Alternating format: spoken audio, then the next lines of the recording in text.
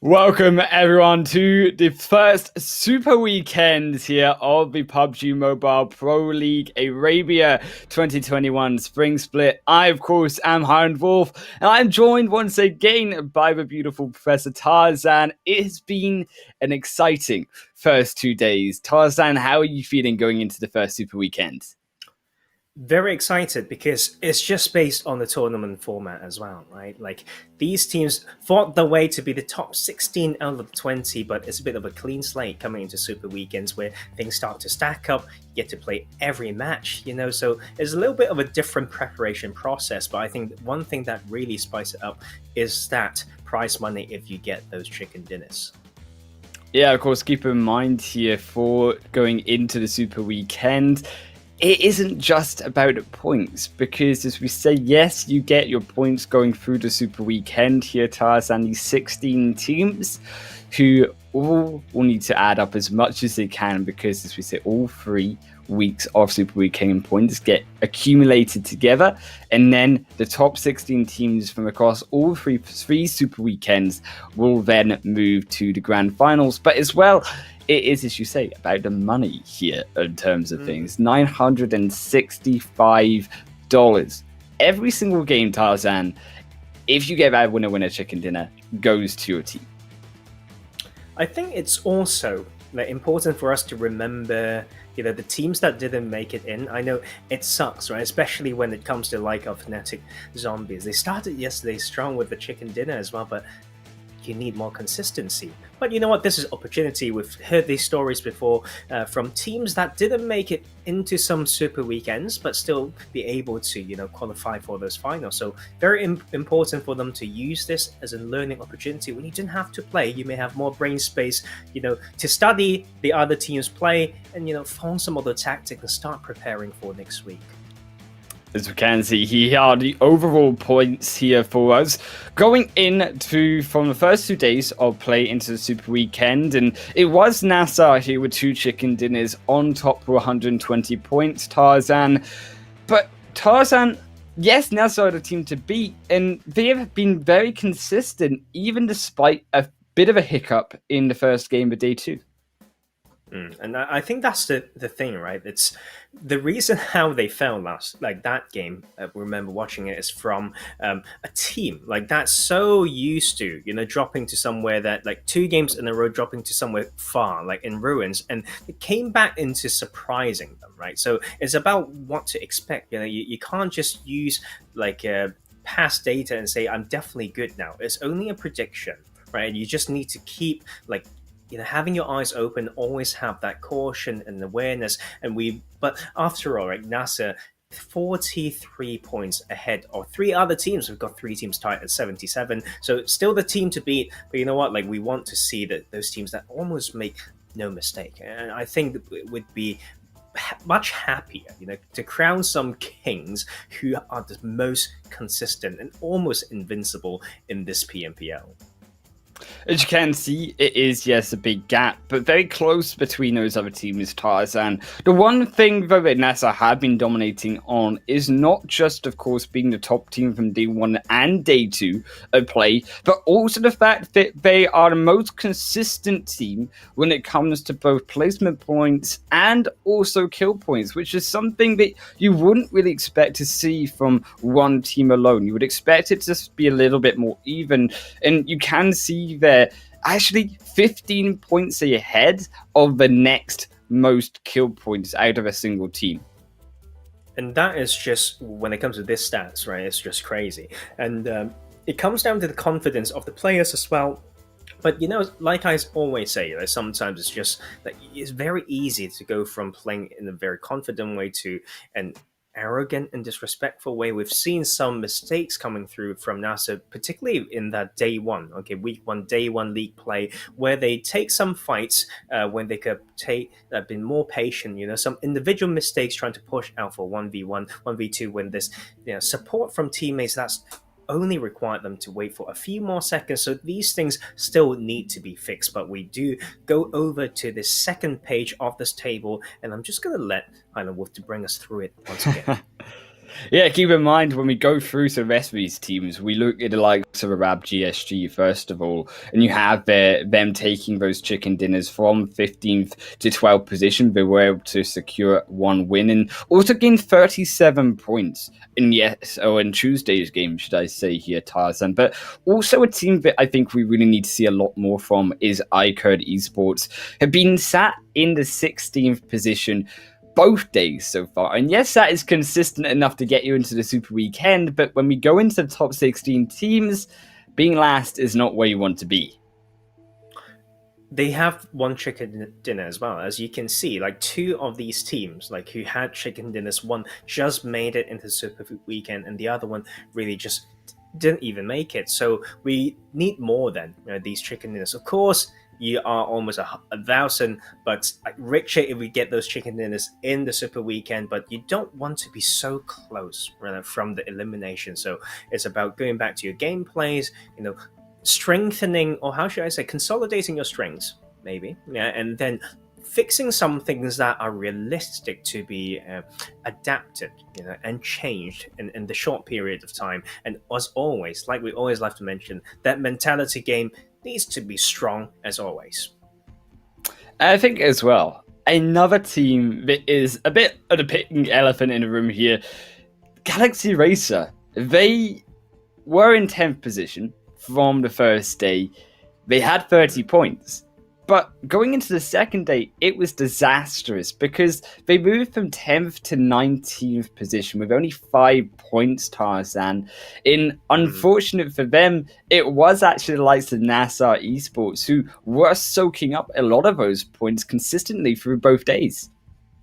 And you can see just the stats across this team, right? You can look at, they see Nabo. Yes, I know he's got plays that I feel like he's over aggressive, but like that style, like overall worked out. Just look at the damage output from this player, 3,500, leading the rest of his team. Is interesting, right? To see a 5-man roster all having some time, to show up, okay, and to have some play time as well. So like this is another thing that we want to look at as well. It's whether you have a best 4 or do you sub in someone for like a style change. It may not be someone who is not good enough, but NASR has shown so much potential, and these are just from that day one. We've seen how they just clean up fights again and again.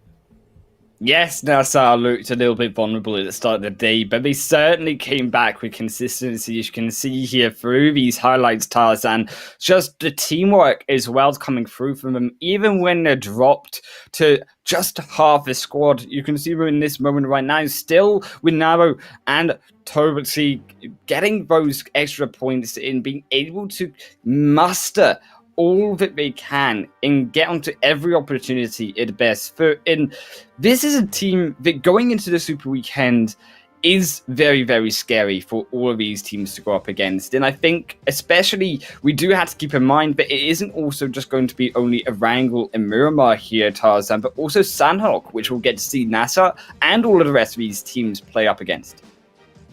And I think the element of surprise, like from some of these other teams, may be, the 4 of NASR. Like I mentioned earlier, that little bit of a case when it comes to, losing so many players early was because they didn't anticipate the likes of Loyal team to drop on them after like Loyal dropped in Ruins 2 games straight. So like these things can really catch a team off guard, and NASR can, like they have their weaknesses. Right, even through the strengths are very obvious, but I think it's for teams who particularly want to hunt down certain teams like NASR. Like you can see the weakness. There is a way. So it starts to become that type of chess game because, like we always mention, gun skills are important, but at this level, that is the basic requirement.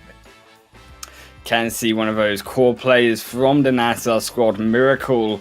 And you can see how strong they are. I mean, I don't speak Arabic, but I don't need to speak the language to be able to see just how dominant that graph really is. I mean, the fact that what I would assume here is going to be an average of about 1251 damage per game. You would assume that it's going to be those 4 or 5 kills every game that they are mustering on average. And it is ridiculous stats coming out from just one player alone. It speaks volumes when all 4 players are on that same level. Oh, it's tricky, but I was trying to read through it as well. I think there would be, okay, we should learn some translation soon, you know, like speak with production and whatnot, but there's definitely damage in there. Yeah, there's some knockdowns, so like numbers of knocks, number of kills. Maybe that number that you mentioned would be total healing, like which comes down to, it's very interesting to talk about healing because you feel like if you are a player who knows how to, you know, deal damage but not take damage, you shouldn't need to heal so much. But sometimes it's a high risk, high reward situation. As you can see, like all those things balanced together, like you can be the MVP without taking, you know, dealing the most damage. And this game is interesting like that. Like your like stats don't just come through in that you take knocks when it matters. It's about time aggression. Like stats is just a number. Of course, it has its grounds, but to have those knocks when it matters in certain phases of the game, certain phases of that circle closing, shows a lot of, you know, other qualities, right? Like intelligence, like trigger discipline or whatnot. So yes, it's nice to see Miracle leading that board. I think overall NASR are going to be the team to watch, as we say, but also another team that we have to look at here, Tarzan, just below them in that second position. Yes, there's a gap between 120 to 77 points, but YaLLa Esports, and this was a team that we said going into the first day was one of those teams to watch, and being so consistent, only obviously losing out to how dominant NASR really are. YaLLa did show like some, you know, signs of concerns, I should say, because we did hype them up for 2 very like key reasons. One being like them being an invited team, to 2, just the brand, right? We've heard of this team. Like, it's a household name almost, like in the Arabian scene. So that really set that bar very high up, but they didn't get here easily. Like at this 77 points tied with 2 other teams, they had a bit of a troubling, you know, and with day 1, right? It was day 2 that they start to bounce back a bit. But if we just follow that word that we like to use, momentum and whatnot, like let's see whether they can translate that into here. I know it was a decent day yesterday, but never so good that it beats the light of, you know, NASR in their best day. Can see there through the comparison of stats through all of these top place teams, including, as you can see, GUNZ will be joining us on that leaderboard, and also Zombie Salah. And Salah, one of these players that we really also have to look out for, Tarzan, because being the MVP player for not only the first day, which we casted, but also the second day of the first week of league play. Oh yeah, I mean, the thing with like this player though is he's doing so much damage. But when we look at the team stats, like feel like Zombie like is, you know, being carried by this player, and they just are falling off a little bit. So maybe he just needs to find a way to, because it's a learning experience with each other, right? You help each other grow and whatnot. Maybe Salah has a way like to help his teammates bump up as well, because you just need to see the best ability from everyone, right? Yeah, and as we will go through into the interview with YaLLa, where we'll get to hear just how YaLLa Esports felt in both first days of the Week 1 league stage.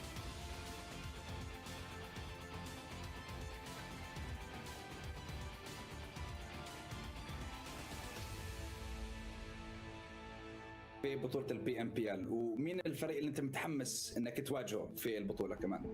كفريق خصم عدة فرق موجودة بصراحة. العالم العربي كمان عم يشهد تطور ملحوظ على مستوى الفرق والأداء تبع اللاعبين والفرق، ولكن خصمنا من بداية الاي سبورتس هو يلا اي سبورتس هو الجانز اي سبورت، كانوا سابقا فراغ، هلا الجانز اي سبورتس هو الخصم الأساسي طبعا. إذا كان بإمكانك تقول أي شيء لخصومك قبل بداية المباريات، إيش حابب تحكي لهم؟ اكيد بحب اوجه رساله واضحه About 20 seconds. وصريحه مثل ما بقول ولكل الفرق المشاركه معنا، تكون يعني عم بيشاركوا بطريقه احترافيه عاليه، يفرجونا هيدي المتعه، الجمهور الشيء المنتظره، نقدم لهم افضل صوره ممكنه عن نفسنا، عن مستوياتنا، عن فرقنا، ونمثل بلدنا او نمثل الريجن اللي نحن منه بطريقه جدا جميله وممتعه.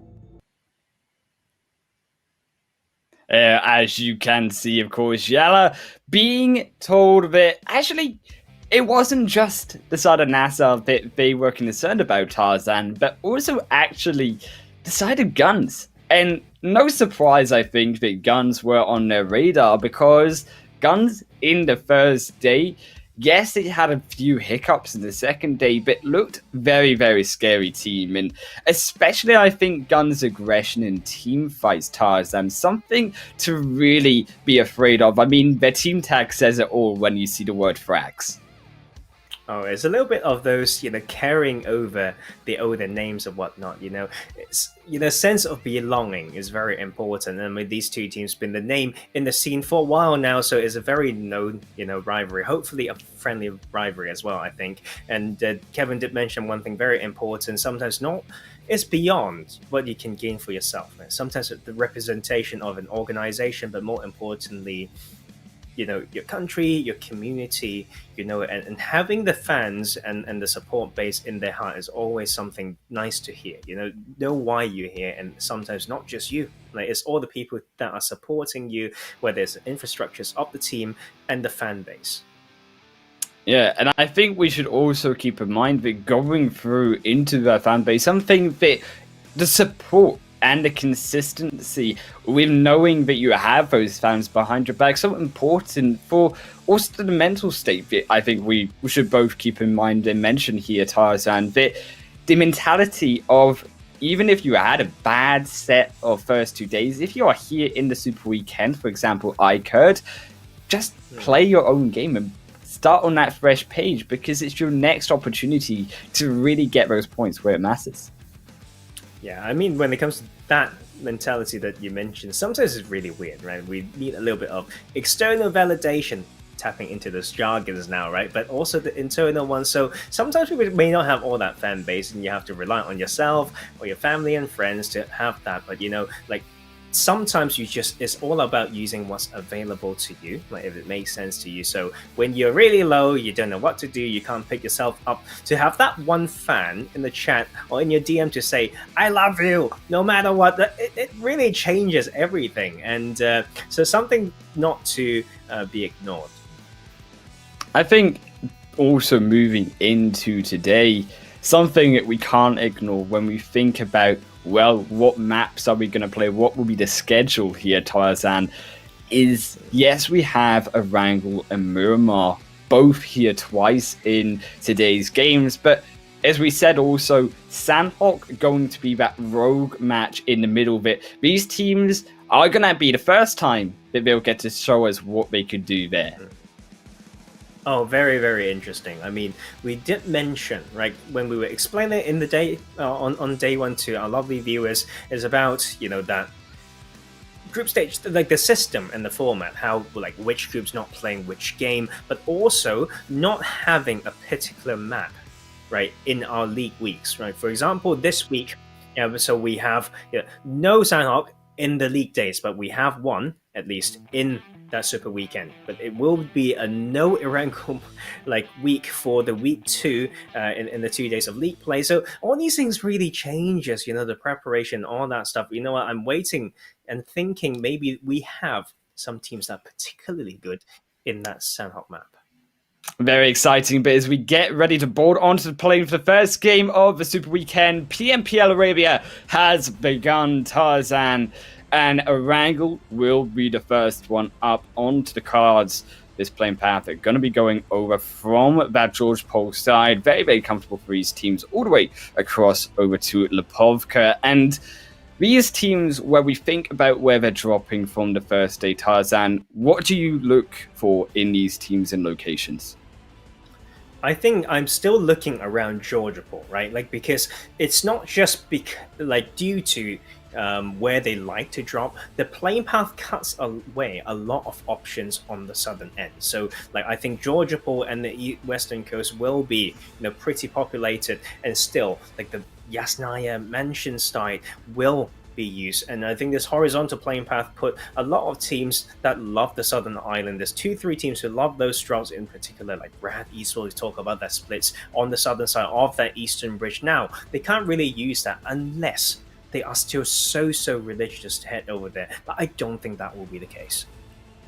Also a change here coming through from Real Tiger 9, who were a team that we often would see them drop around a Fairy Pier side. Instead, gonna opt to go towards that western coastline, maybe not wishing to be gate-kept by other teams, but also because of that playing path, understanding that they wouldn't be able to reach that space. Smart decision, though, from them, because by going to the western side, yes, you have access to Quarry, but it also makes it slightly easier to come in from the side of that zone compared to the congestion in that middle. I think it's a very interesting phase 1 circle in terms of how it complements the playing path so much. There's so few teams that will go away from it. Okay, of course, if you want to go to Sosnovka military base, you do it at your own cost, but you can see how so many teams are already in it. So maneuvering around becomes a trickier decision. Is my spot actually good? Do we want to take a strong position? And I think one thing for sure that I'm looking at Island Wolf is how they maybe position themselves close to that river that separates the north and the southern half of this phase 1. That north side here, Tarzan, we've not seen it before, at least in terms of us casting, but it is very welcome, I think, for both of us to be able to see, as you say, how these teams look to control the river. And when we look at the control of the river, Tarzan, one of those spots coming out from Everest, and you see that bridge just beside where actually Falcons were up on that northern side, controlling that entrance in towards the shooting range is going to be a very core spot. And on the other end of that, also that bridge out of Roshok into the Northern Island, those two spaces going to be where I suspect fights may break out later. And I think the name of the game, right, for this phase 1, because it's already so saturated due to that phase 1 circle, complementing that playing path, we may see some of these situations where a team's trying to rotate past another team, right, not doing the full-on scouting and may lose some health or even like lose some players trying to rotate around all these drop spots already in there. And actually the second thing that I want to talk about, that in terms of how this sets up the pace of the game, this game, is that there's so many spots that you can't expect to go and still have loot up, right? Because it's already been saturated unless you go to Severny, which is basically untouched, or shooting range. Otherwise, you kind of just need to loot up for the rest of the game. I think overall, though, towards the center of those teams, particularly when you not only look at the likes of Roshok, but also they're in around Pachinki, I think another spot that these teams are really going to be interested in looking at, and especially where Real Tiger 9 are as well, coming from that western side of the zone here as well, Tarzan. These two spaces are also going to be up for congestion, and when teams, I think initially, what they will either do is decide to move through to that northern side and take a space, as you say, around Severny or around also the shooting range. But also, teams going to wait, you've got to think as well, and actually hold off for the moment and say, we don't need to move to that northern side because, yes, it's going to be in the northern side, but also the majority of this zone is still on the mainland of Erangel. I think it's important to keep options open, right? So that's why we are mentioning that river position. And knowing that it's so likely that you need to rotate past team is fair, right? That teams want to take more time. The team that we saw just now in Primosk, will be enjoying, like, no contestation at the moment. And so, like, when we assess the later circles, I would say maybe phase 2 and 3, depending on how it is, these teams may want to make a little bit of that proactive rotation, to take a spot away from other teams, just be there a little bit earlier. So right now, I would expect a pretty slow phase 1. A pretty slow phase 1, but that buys us time here to talk about some of these teams. In Flare Loyal Team, one of these squads that really do show that potential, I think, Tarzan, because they've been obviously able to take out NASR, as we've already mentioned, clearly have the team fight capability when their opponents make mistakes, but also have not been the most consistent of teams when it comes to circles. And going into all 5 games today, keep in mind that consistency, not only about those placement points, as we say, but also about that $965 that go to every winner chicken dinner that a team can grab. That is just crazy. Like, now that I think about all the prize money maybe in the PMCO stage, and one game, like winning that chicken dinner would just get you that amount of money. It's just crazy. Like, do pay in mind, we have 150,000 US dollars on the line for this PMPL. So, you know what? It's for these players to really, make a name for themselves, reinvest into their team and themselves. Very important, for studies, buy something for loved ones. All those things are important. So I'm just looking out for some of these interviews, to say, hey, if you win it, how are you going to spend that prize money? That's something that always intrigues me. I mean, okay, say you're a player, Tarzan. What would you spend that $965 on? I mean, yes, you split it halfway again into 4, but you're still getting about those $200. What would you spend your $200 on?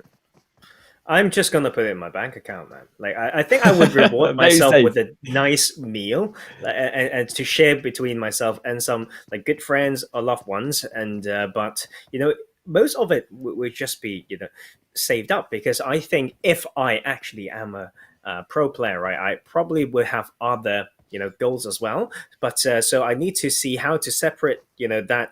I would definitely invest it back into myself, right? When it comes to the game, maybe I would get some gear that allows me to practice as usual, but turning more of my usual footage or whatnot into content, into kind of my CV as a player, make the time that I spent in this game like more like useful, add values to someone, so record it or whatnot. Some people's and the players that I know struggle when it comes to stuff like that. So yeah, that will be that, investing back into myself, in short.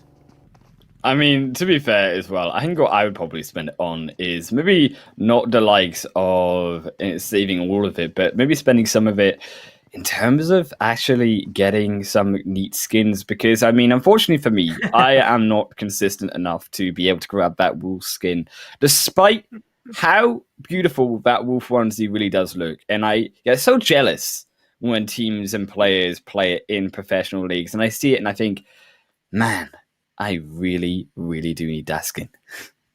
Oh, you know what? Like, there's just so many different ways to motivate yourself, man. Like, some people have that emotional connection, like to their character. I know it sounds a bit funny, but it's not wrong. Sometimes you're playing someone else's account. Let's say everything's the same, but you look like that character, and you're like, look at that outfit. That's not me, right? Like, when I used to play as an IGL, I have a different outfit for different maps. And if I haven't got changed in time, that upsets me. But I will tell you, the main reason is just camouflage, right? Like, when Vikendi used to be a thing, I need to wear white on that map. So stuff like that. But you know what? Let's head back onto this mini map where we see that phase 2 still a little bit inconclusive, but a good chunk of that northern side will be taken out. So it's going to just add more congestion, because not a lot of teams other than the side of GSG, Arab GSG, would have gone to anywhere to that northern side.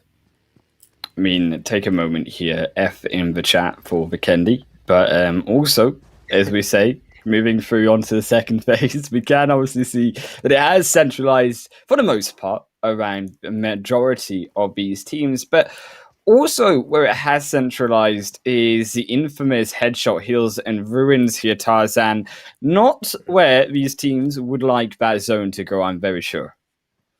It's very hard. I know the control when it comes to Headshot Hills in this type of circle, but the trick, okay, and the risk is that you may get rotated on by multiple teams from multiple angles. But you can see Rat is trying to enter this area. Like, if they ever get too stuck around here, I think it would be very devastating for them, to go further in this game. I think it's very difficult for NASR though, because you look down towards the south of them, you've actually got SUDOR just below them, so it does make a little bit of a tricky position here for NASR where they want to go. If they do suffer initial knocks, it makes it a lot more difficult if teams come in for those third parties, in particular because they are also inside the zone currently, Tarzan. So teams will be looking for this compound later on, and that's why you actually see teams who did initially go for it just have to drive later on, and is also, we say, inside the ruins, inside Headshot Hills. YaLLa, one of these core teams who we said need to, in the interview they said they needed that strength in GUNZ, but also on the other side, maybe it'll be iKURD, who from last position in the group stage here, Tarzan, will be moving up against the second place team in the league. And YaLLa, they've already lost one player down to the trio in iKURD. They're just not giving up for a moment. You can see YaLLa firing back. They do find one return knock over back onto iKURD, but it is going to be if they can save Powerful. You see two members moving in, both Banner and also the 07, but can they get there in time? The smokes as well coming through from iKURD, making it very difficult indeed for 07 to be able to provide that supporting cover fire. Well, it's just so tricky. I think the fact that Powerful was so hard for YaLLa, because like when you play a bit of that off angle, like from such an important position, you just can't get knocked, right? Like you just need to have so much discipline. You have to be so careful. But all that pressure coming through from his teammates have allowed him to get out. There's one thing that I'm a little bit disappointed in is in how they didn't make use of the time to go for an angle to reverse pinch the side of iKURD, because when they're all like just up at that one spot, the escape strategy is actually very limited. The driving paths away are very predictable. There's river on one side. So, I think iKURD may not be in the best position by having themselves stuck in that spot, but they do get blessed by the circle, as we still have a very undecided circle, like the three-way, all the rivers in play with that small island as well. And we also have the side of what we call the Everest Hill, right on the southwestern side. And I think it will be a very important position when it comes to the cycle, when it comes to control, when it comes to info, just all that important stuff. The high ground for vision control, yes, but also keep in mind we've even got a very much more interesting zone in the fact that South Georgia Pole, those crates are still in place, so teams also can play around those warehouses, Tarzan, for cover, and also to avoid the congestion of these Phase 3, Phase 4 zones, depending, of course, where does the zone decide to shift. Is all these teams, so you do imagine, we talked about it earlier, going to be moving towards that bridge, because yes, it is still on that northern side. It still splits very, very indecisively. And it does make it very tricky for teams to make that decision in the moment, even 13, 40 minutes in the game, of where do we want to actually set up shop for going into the fastest point of the game, which will be Phase 4, 5, and 6. Oh, I think it's incredibly tricky because there's so many poorly defined area of control as well. You may be looking at one side, you have ridge line protection against one direction, but have your back, completely open. The amount of hard covers or buildings, compounds are not that high. So like we need to see how these teams play a spot, and it comes down to those efficient comms, deciding to control a particular direction like for a particular point in time and shifting that focus when new information is available to them. As you can see, Alpha Legends, they looked for those initial picks. They took down one of their loyal, and as they will suffer, so do NASR rotate away from that current skirmish and on the edge of zone. This is smart play by NASR because they're making this wide rotation. They're setting up shop towards that northern side is what they're ideally looking for, but they're also going to be able to move downhill, and as they move into zone, we'll be able to spot out that vision. You can even see one of those NASR players, Batika, looking for that first onto Flare Loyal, but will be punished. And now NASR coming in for the first, but you also can see Miracle is on that off angle, looking for that reverse punish back onto the final player of Loyal. And this is how you can still be so useful being knocked, right? Just staying on that relative high ground from that one rock. But, this type of fight is just so scrappy sometimes because it's just what we call neutral fight. When it comes to defense and offense, very hard to define. It comes down to that immediate assessment of the landscape or whatnot, establishing the overwatch, keeping a 360 view from everyone. Seems like Loyal has done some work, but just not enough. NASR Stay Strong is a 1v1 situation. 3 not onto the side of NASR, but Loyal has done serious damage as well. But Naro has to leave because you can see that blue zone eating them up will actually even take out the side of NASR if they aren't too careful. That is why you see them, instead of going for that fight, being forced to disengage and being forced to go for that secondary revive to keep themselves up, at least as a duo. They have lost, of course, both Miracle and Batika off that skirmish, off that fight over towards Flare Loyal, and also over onto the Everest side. Zombies going to just snatch one up of HOTLINE. Unfortunately, down to only the duo themselves here, but behind them, even Real Tiger 9. And this is a very tricky spot for him, being forced out, being pinned down, only that rock to protect them. And it's not even that safe because you can see all behind them, there's so many players, particularly looking over that bridge still. Oh yes, and of course we mentioned this spot now held by the South HOTLINE with the zombie squad rushing from behind, and Sully is just leading the way. How scary is that when they have the relative high ground as well? I think HOTLINE has lost a little bit of their spot. They are a bit lower hill down that side, and they have to come through and really hold this down. But the second they look at zombies towards the outside of zone, they may just feel the pressure from within the center circle as well. HOTLINE, they're making a drive in. This is risky. You can see them throwing those shots in. The Jeep's gonna blow up. HOTLINE will be knocked in straight back down. HOTLINE eliminated in 15th position alongside Flare Loyal team as well, falling in last position. But we're not just done yet, Tarzan. SUDOR also making their own rotation in. Rad as well going to be eliminated off of that south side of the bridge, and this just keeps continuing. There's nowhere space for these teams to move. As zombies, they have to go in for the next fight. SUDOR already aggressing their way up towards the summit. Oh, this is so hard for SUDOR. Like, when you don't have a priority to a palm position like this, you are setting yourself up for some very serious heartbreak because you just don't have the info. Like, how can you do that? Like, that is a very, very abrupt rotation. Like, upon pressure of the zone as well, to go to a point that is very almost definitely claimed. So that is their own mistake and the reason why they have fallen at 13th place.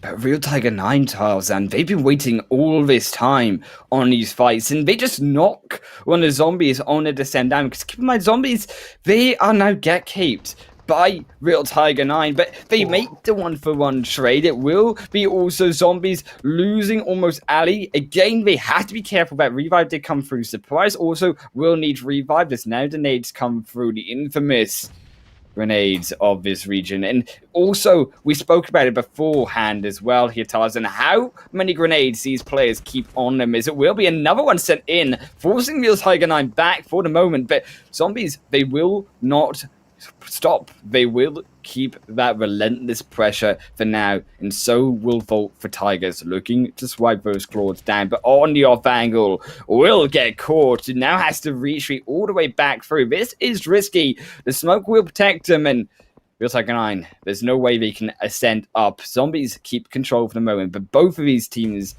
will need to move. The phase 5 zone shifting away from them.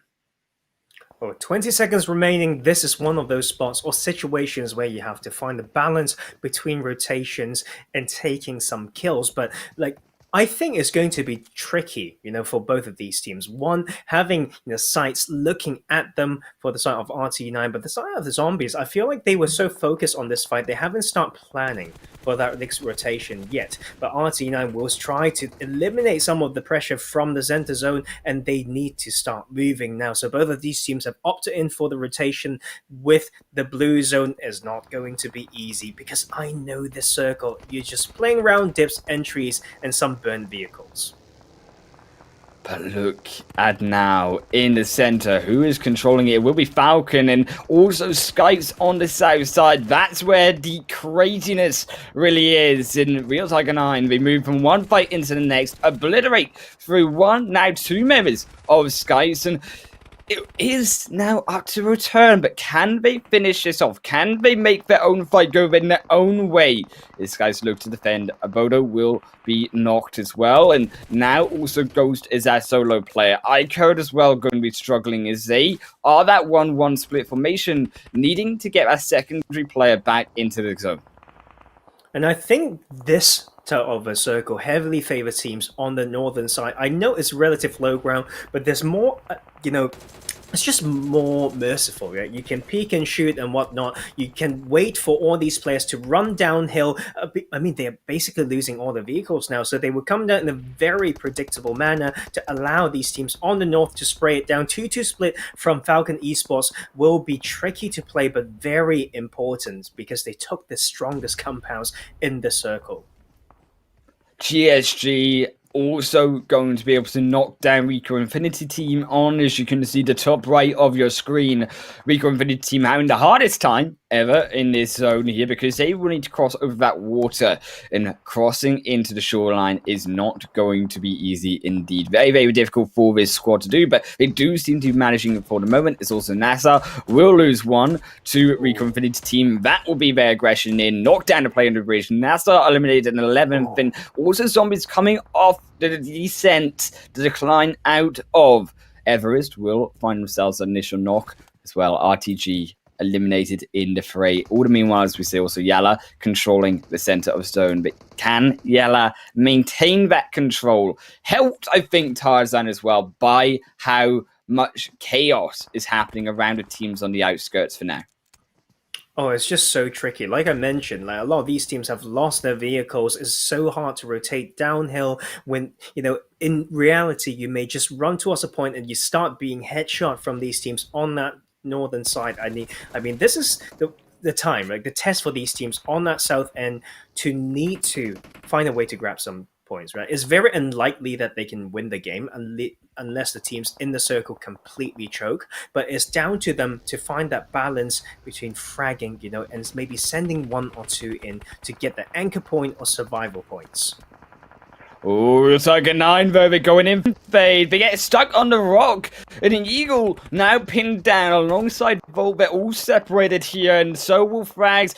GUNZ Esports going to be joining themselves up here behind them. This could be the assassination from the backside, but as well, Zombies on that south end will get stuck alongside one of the Real Tiger 9 members, holding onto the edge of zone to heal their way to as many placement points as possible. GUNZ continuing their edge in, but what can all of these players do? Tarzan, realistically, Hamodi jumping in will find one of Real Tiger 9, but Volt still up on the offside is going to be knocked out, so it is down for Real Tiger 9 to that solo player in the blue zone. They're going to heal up for the moment. Zombies still making their way down, but they are dropping players, albeit, as we say, two are down to just a solo as well.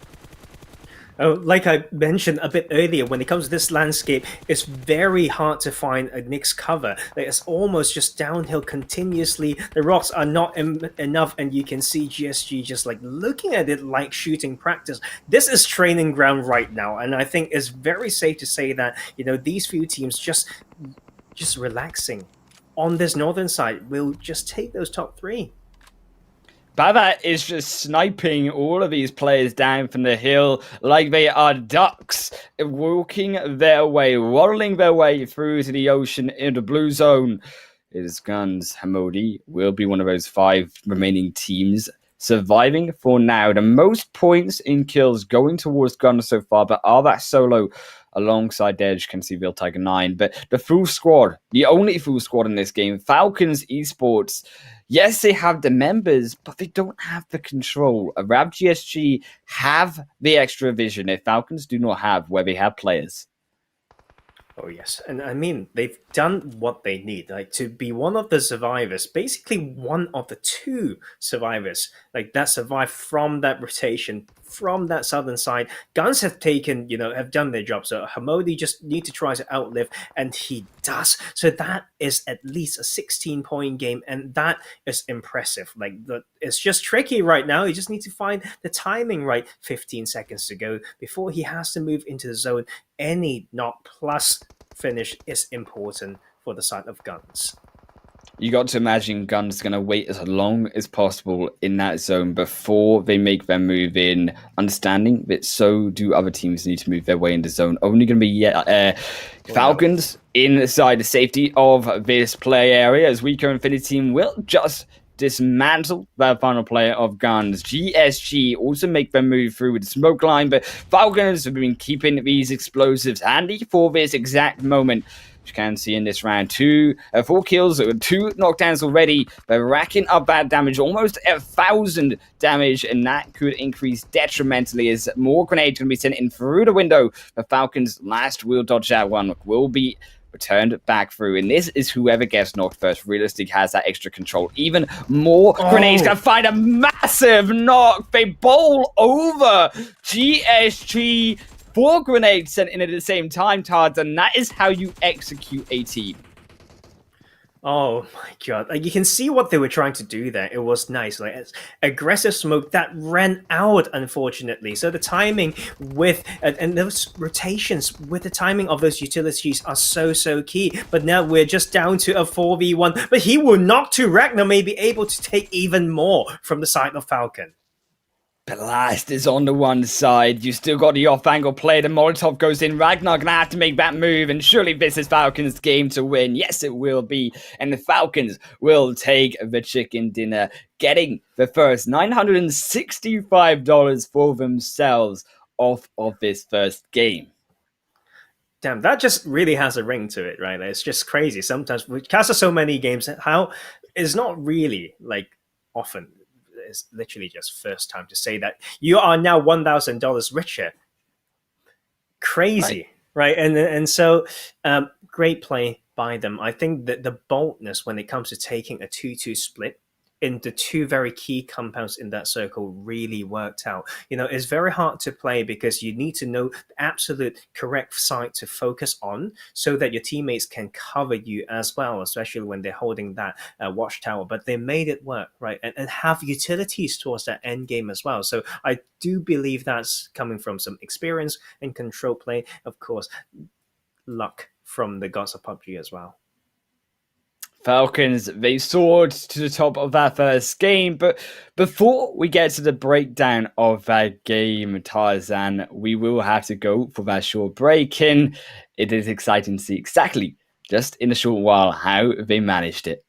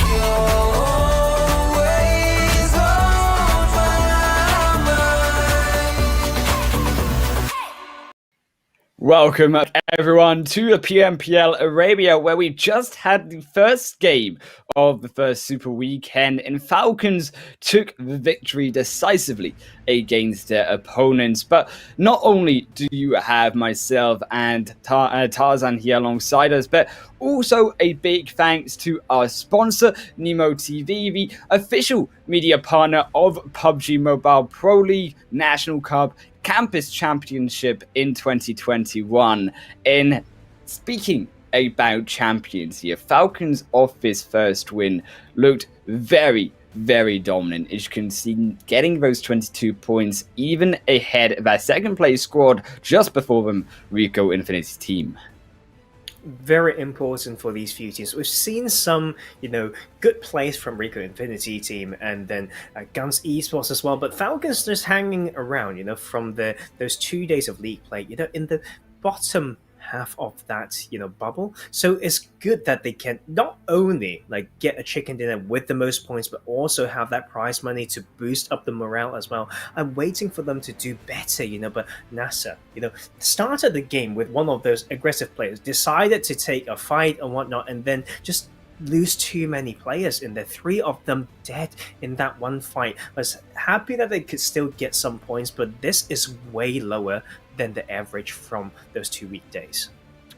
Very, very surprising to see some of those teams that we expected to come up strong. Even there, YaLLa Esports, only 1 point coming from them. But this opens the door, because even though there is some of these squads, SUDOR, RAN, and HOTLINE with 0 points, they still have the opportunity in future games. You can also see the kills and the damage breakdown. GUNZ with a whopping 2,390 damage so far, and this is very insane coming from them. But the most consistent team, I would have to say here, was actually RICO and Infinity team. Tarzan, 9 kills where they've only got 1,300 damage.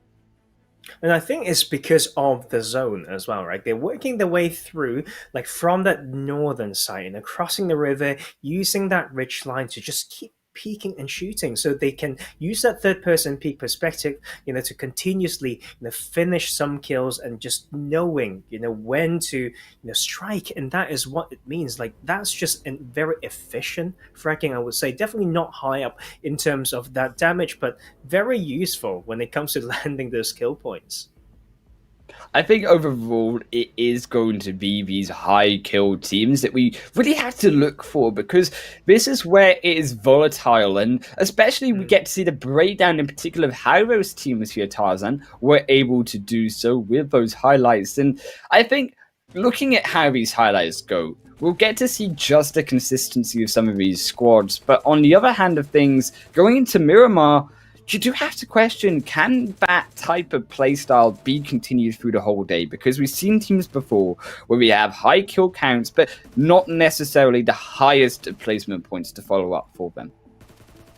It's tricky. I think the fact that they had a day's break, right, means that they should study, strengthen, their strengths, and then also, just fix a few things. These hot fixes, what we call, is very, very important. It comes down to who's more hardworking, is how I see it, right? That adaptability, that tactic coming through is no longer gun skills. You can't really change so much. Don't change your gyro sensitivity in one day. Keep it, but then keep your mind really fresh. Keep your mind positive as well. I think as well, where it comes to that mentality, especially for some of these teams who had such a difficult zone there, particularly Zombies, who you can see looked like they had such a dominant position, were set up to win a game, and then actually a squad that has been very, very passive, like Falcons, are still able to clean up the rest of that lobby because the zone goes towards them. And then you have to look towards Zombies and say, look, we've had the MVP for both day 1 and day 2. We have the ability to be able to take these points. But yes, that zone didn't go in our favor, but we can bring it back in the next game. Oh, yes. And I think there's something that we saw in that game when it comes to Zombies' position that really kind of remind me of something very, very key, is to know what it means if you hold a current position when they are on that hill, right, on Everest. They were on that more western side, when working down from that side is so hard. Like if you want to find the next cover, you may have to go to that squat house that's very likely taken. If you want to play that shoreline, you have to rotate all around crates. So that means that they have to start planning earlier, and they need to work, have better, maybe progressive rotation from the more eastern side, but that takes more time. They have to fight for that spot, and that will be a lot easier, but they know, right? Once they slow that down, they have to rely on teams killing each other. They start to, uh, you know, use those smokes continuously in that later zone as well. I think overall, in terms of this breakdown as well, where we see not only the smokes, but as well all of how these teams compared their GUNZ, Esports, and Zombies up against each other.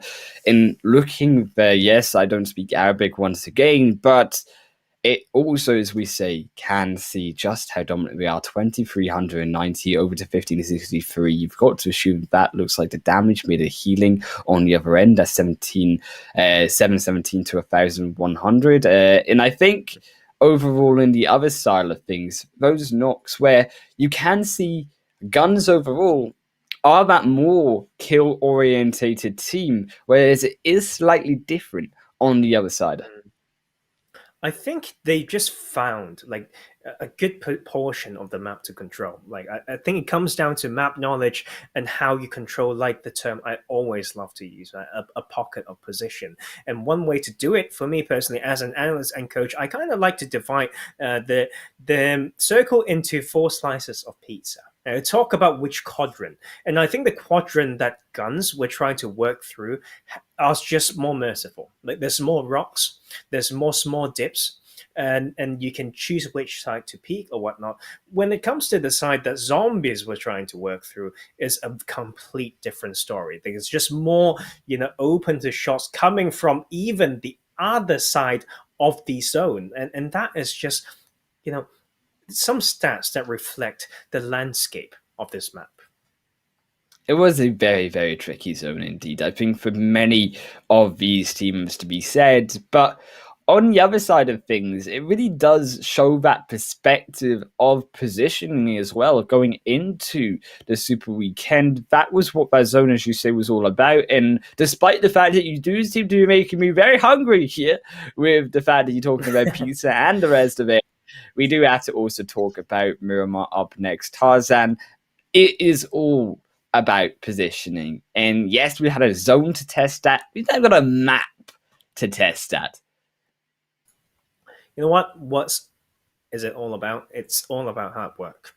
It is all about mentality and hard work. Mentality in game, before game, after game, but the mentality to work as well. We've got enough data now, right? Is a Erangel and Miramar league day, league week. 8 games, from every team. That's enough. That's like 4 games on each map is enough to establish some data, like, for you to play off. And that's very, very important. I think if these teams haven't done that, I think you would just get not really outsmarted, I'd say, but some of them are actually smart. But if you're lazy, you just get the people just catch up. So I think that will be the name of the game for this type of tournament. Okay, it's about working smart. Okay, and focusing on the bits that you can work on. And as well, on the other side of things, when we think about earning about $965, yes, Falcons were able to manage it for that first chicken dinner, but going into the rest of these matches, those kill-oriented teams, you say about not changing your play style, but is that convincing enough to change your play style to be going more towards those placement points? Oh, yes. And I think it's a very... it's just tricky, right? Like when it comes to tournaments and, like scoring system, it changes how we play. So I think it comes down to your personal goal. Like people want to like win things, but if you can win more money by not getting the most amount of points, would you do it? That's not a question for me to answer. I feel like I will forever be thinking about it. And it's about the meta of the game, right? So you have your own questions and your answers, your style to answer to yourself and your family, maybe. But you know what? I would just look at those gameplay, because I think it's important to look at, of course, right, the plan for today. Because the plan for today and the rundown, like I mentioned, it's about the focus, for the day. One stand-up map, so 2 more Miramar, 1 more Erangel. And so, yeah, back-to-back. No back-to-back, sorry, but like it's split apart. Sandwich sandwich is the term, right? You taught me that, and I think it's a very juicy sandwich. It is a very juicy sandwich indeed. I cannot wait to get to the meat of the day, which would be our Sandhog later on. But also, we cannot forget, the veggies cannot forget the cheese that goes between the bun here, Tarzan. There is going to be Miramar. And Miramar, as we say, also, on the other hand of things, where we say, well, teams have had enough time to really establish where these squads drop, something that surprises me is the south side of Miramar itself. The likes of Chumacera and even Picardo, to an extent, haven't actually been picked up by these squads. It's tricky. I think for you to... as a team, right, coming into PMPL with the expected experience, like teams should have more than 1 drop spots. I think if they claim it because they know it well enough, then that's fair, right? But if you are completely learning it just because you don't want to hot drop like next to someone, and then someone tries to hunt you down for you not knowing that drop well enough, that is going to be worse, right? But I think this is part of the work coming in, a very intensive studying of a drop spot, testing things out to play scrims on top of the PMPL. If you can do that and make it work, props to you. I think as well, when we speak to those teams going through in their drops from Miramar, we have to also look at some of those teams who didn't do so well. As we said, in the first game, unfortunately for them, HOTLINE haven't done so well, and neither have they done so well when it comes over to Miramar itself. They like to drop over in the ruins, but so far away, does that actually stop them, of course, from being able to realistically have an alright game if that zone goes so far away instantaneously from the moment they start? Oh, yes. I mean, if it's not contested, fine. Right? You kind of go for it, but they need a better split, like for positions like Ruins, which is very refreshing. Don't get me wrong. But you know what? We will go to find out that in-game, because we are going to see that playing path very soon, and then it will actually... I think Ruins is reachable with a little bit of glide, because we start from the eastern side, from the small islands, all the way towards where?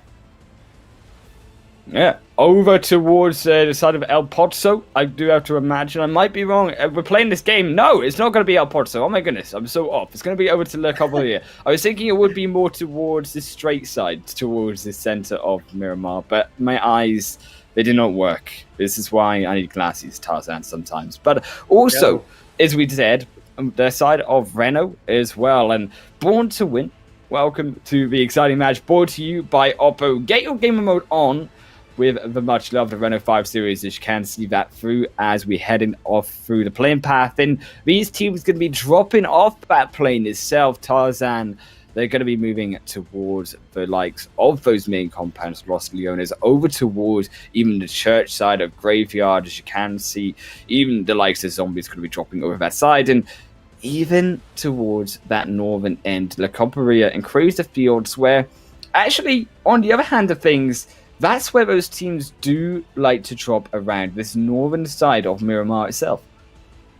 Yeah, I think it's still a little bit, of more northern heavy, I have to say, but I might be wrong, because they are adjusting, and we're not having some similar playing paths. The bit when you talk about glasses, I said, no, because you're born to win. You can do whatever you want, and then you know what? There is a hero in all of you. And it just remind me of one of my favorite older songs, right?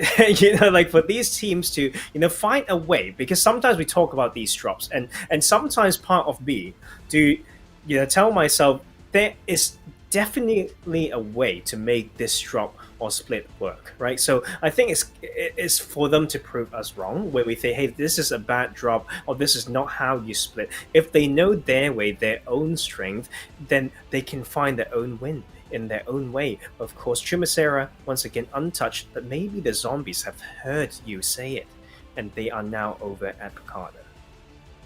I need a hero. I need a zone to go in my way tonight. That's what we need for these players, Tarzan. Is this zone has gone towards that south side, over towards Los Leones, over towards La Bendita in that center. That's going to be, I think, particularly around the Bendita crater on the edge, where those teams will look to try have that vision for their own as well. The coming off of the winner chickens and the momentum is high. You do have to imagine for Falcons Esport, and you do think going through into momentum side of things, when you look at Falcons getting such a good win off the first game, does that set them up with the mental advantage in a way over these other teams? I would say yes. I would anticipate that a lot of these teams that will have experienced some wins, right, in this Super Weekend, to be completely blown away by the fact that they are making big money playing video games, right? So I think that effect of knowing that, oh my gosh, it's the first time that I can play one single game and then make so much money, we actually have a bigger effect than we think. So I'm expecting Falcon to go, I don't know. I think they will get double-digit points just from, like having that bit of momentum. I think it's a bit of a bet. I think I'm pushing it a bit, but money does motivate people. Sometimes not for the wrong reasons. Money does motivate. Money does motivate indeed. And you'd be like, look, Mom, I'm making money. You've said I could not make money off this game. I am destroying people. I'm putting them in the dirt. And I'm earning big, fat stacks in doing so. Is iKURD as well, going on my favorite vehicle of them all here, onto the BB bus, and that is a beautiful looking skin. That is like how I would like to flex if I won a chicken dinner ever, if I was good enough in PUBG. What does it even say? I was looking at that skin. I think it's pretty feisty. Like, I like it. And that is pretty speaking feisty.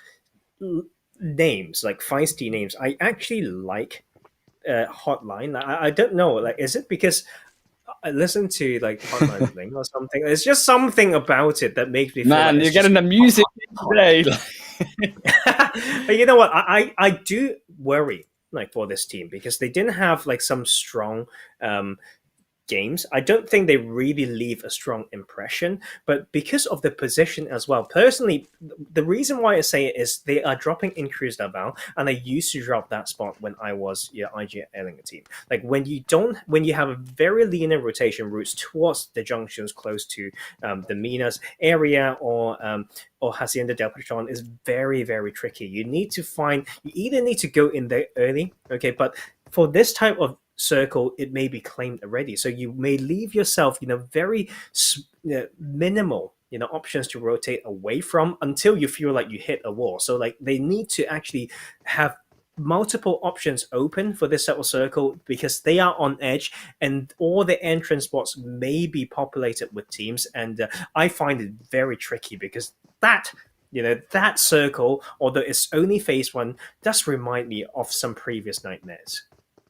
Oh, you can see running about here, Chaos and the rest of Alpha Legends. Alpha Legends, Tarzan, one of the more experienced and veteran teams moving into the PMPL. Compete in PMCOs since 2019. They were the champions of the MENA wildcard region. And going into the PMPL so far in the league stage days, they've actually been doing fairly well. They have not been the top, but they have certainly shown promise and shown potential in not only team fights, but the ability to play zones, in particular on Miramar, where they almost took a chicken dinner off of Fanatic Zombies in doing so. And well, guess what, Tarzan? Fanatic Zombies, they aren't here in the Super Weekend. Oh, yes. Look, like this is important to remember, right? Everyone's been watching, like they are strong, but it's a clean slate. Like we've got so many stages of this tournament where you need to remember that what you've done before almost doesn't matter, like, when it comes to the point. So NASA with 3 points earlier, they need to really come back strong. Like I think they really need to see their weak spots and respect these teams and start to form some tactics when it comes to the fact that you are playing the same 15 other teams for 15 games. Right, and it's about that consistency, about picking apart the mistakes, in particular here, Tarzan, as well, that these teams will make through inevitably these 15 games. No one is perfect. They will make a few hiccups along this long and windy road. Is also RICO Infinity Team going to do what you do best on Miramar, which is take high ground, take hills, and scout out teams moving into zone. Yeah, and you know what? Speaking of RICO Infinity Team, like I was like, what? Like I was looking at the clan tag, I was like, what is this team? But now that I've realized what they're doing, I find it incredibly cool. And I was trying to. It's ingenious. It's very smart. I was like, rate? Is that how it reads? It's like, okay, is RICO Infinity? Then I would rate 8 out of 8. Like. Rate this mate, it was good. But speaking of control and whatnot, Graveyard is one of those choke spots that we mentioned. The teams may struggle to go past because it's one of the best choke spots in the northern half of the circle. You can see RTG's trying to control that. They had some very strong games, particularly in that week 1, day 1 in league play, but they have to carry over, right? They've opened fire earlier. If we have a southern shift, it's going to be hard for this team because they may get reverse gate capped and they have to go all the way around towards a team that they open fire towards. I mean, also this zone, Tarzan, it is on fire. It is on point to exactly what I would appreciate these teams to be tested on, which is between Chumacera and also Picardo, and also the openness between these two compounds, Tarzan, with the road in between makes it so difficult of a rotation for these teams, yet either way, they will be forced to do just that.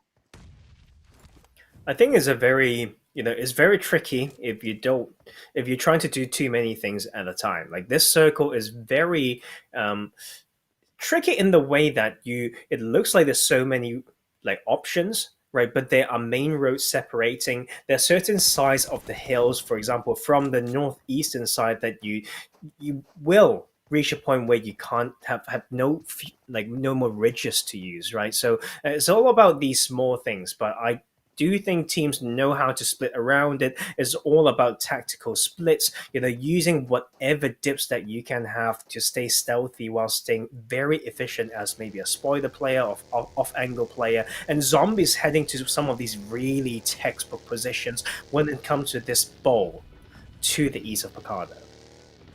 And around that bowl in particular, it is about all of that high ground advantage here and coming out of Picardo and coming through towards the hills outside.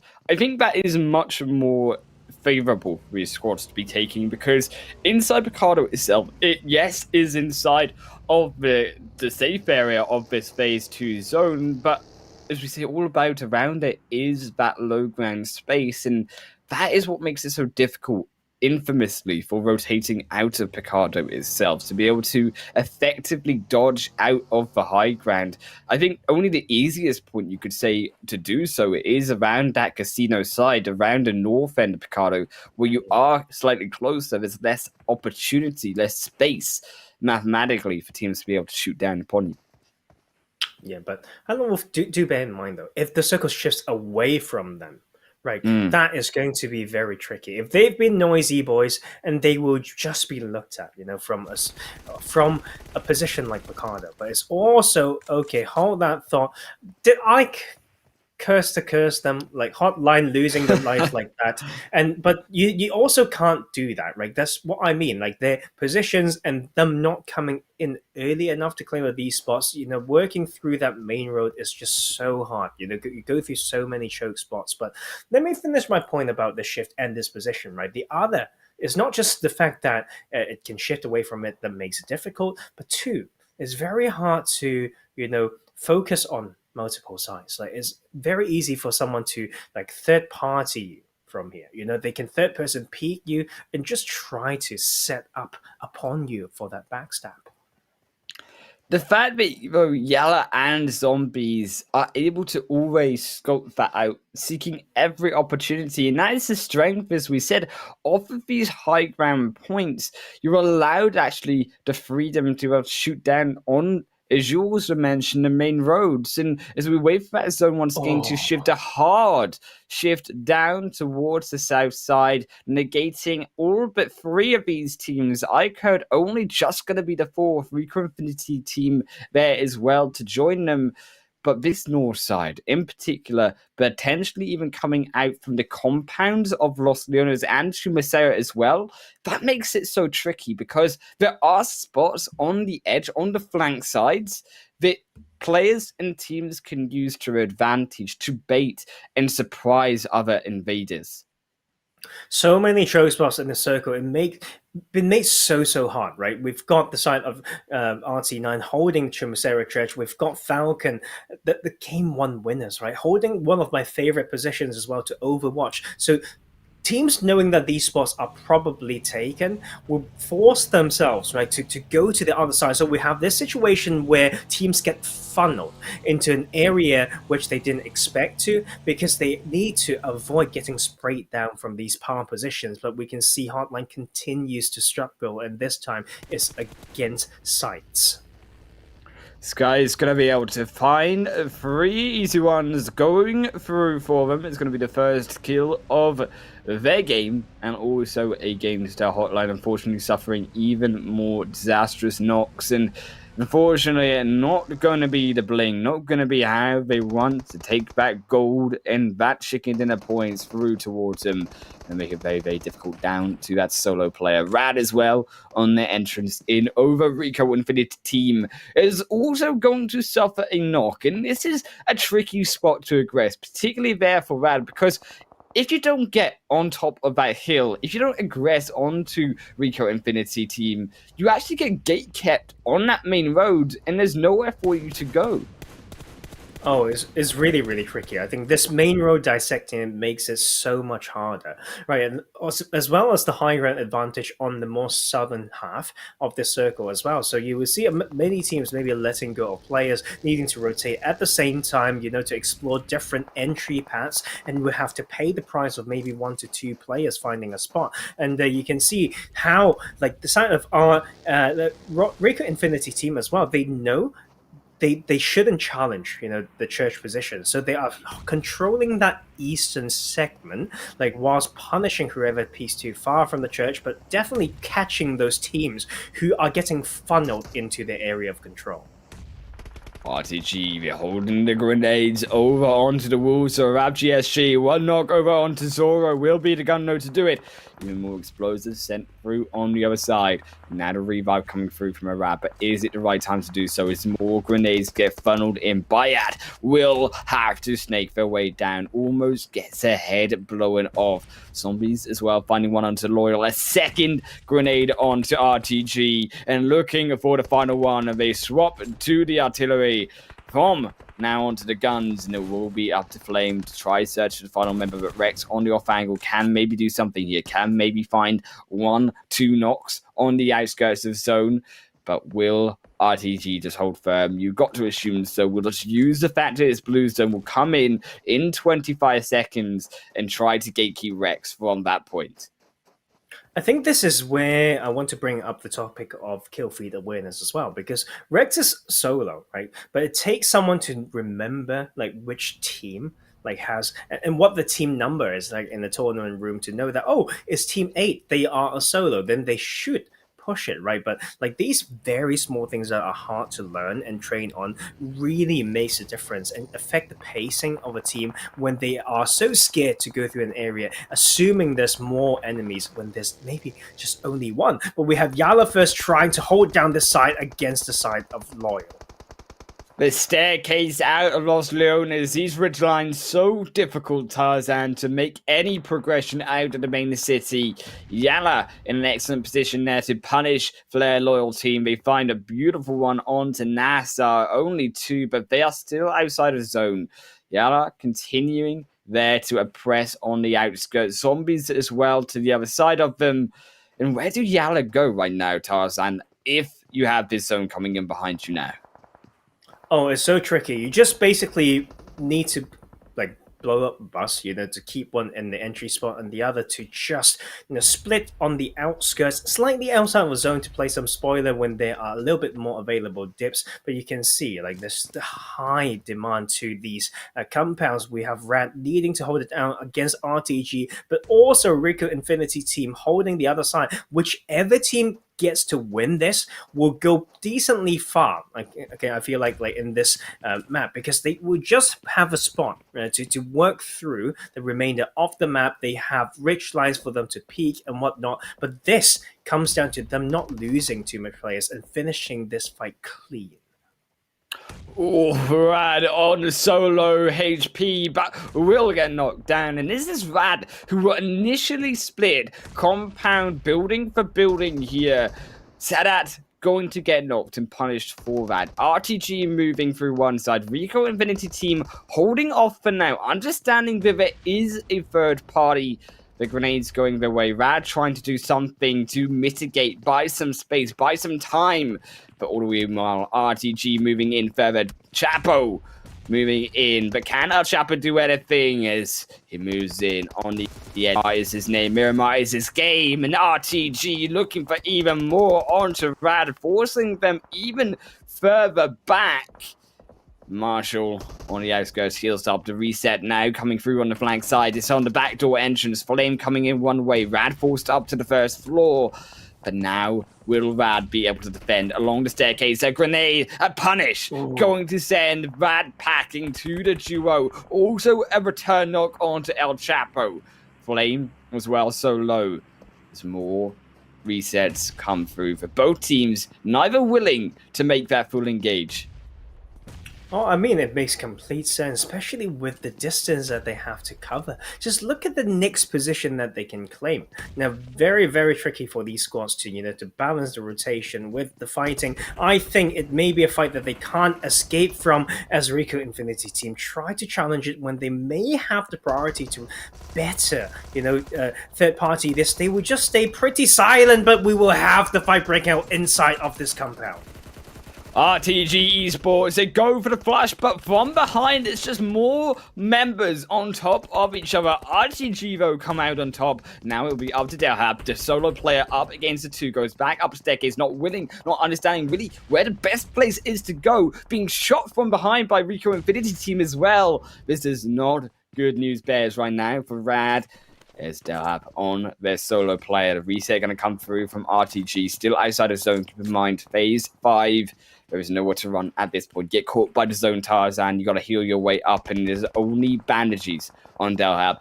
They will fall if they get engulfed by the blue zone, and that is also why RTG, not willing to use the healing at the moment, will look to flush this one. 3 members up the top on the staircase.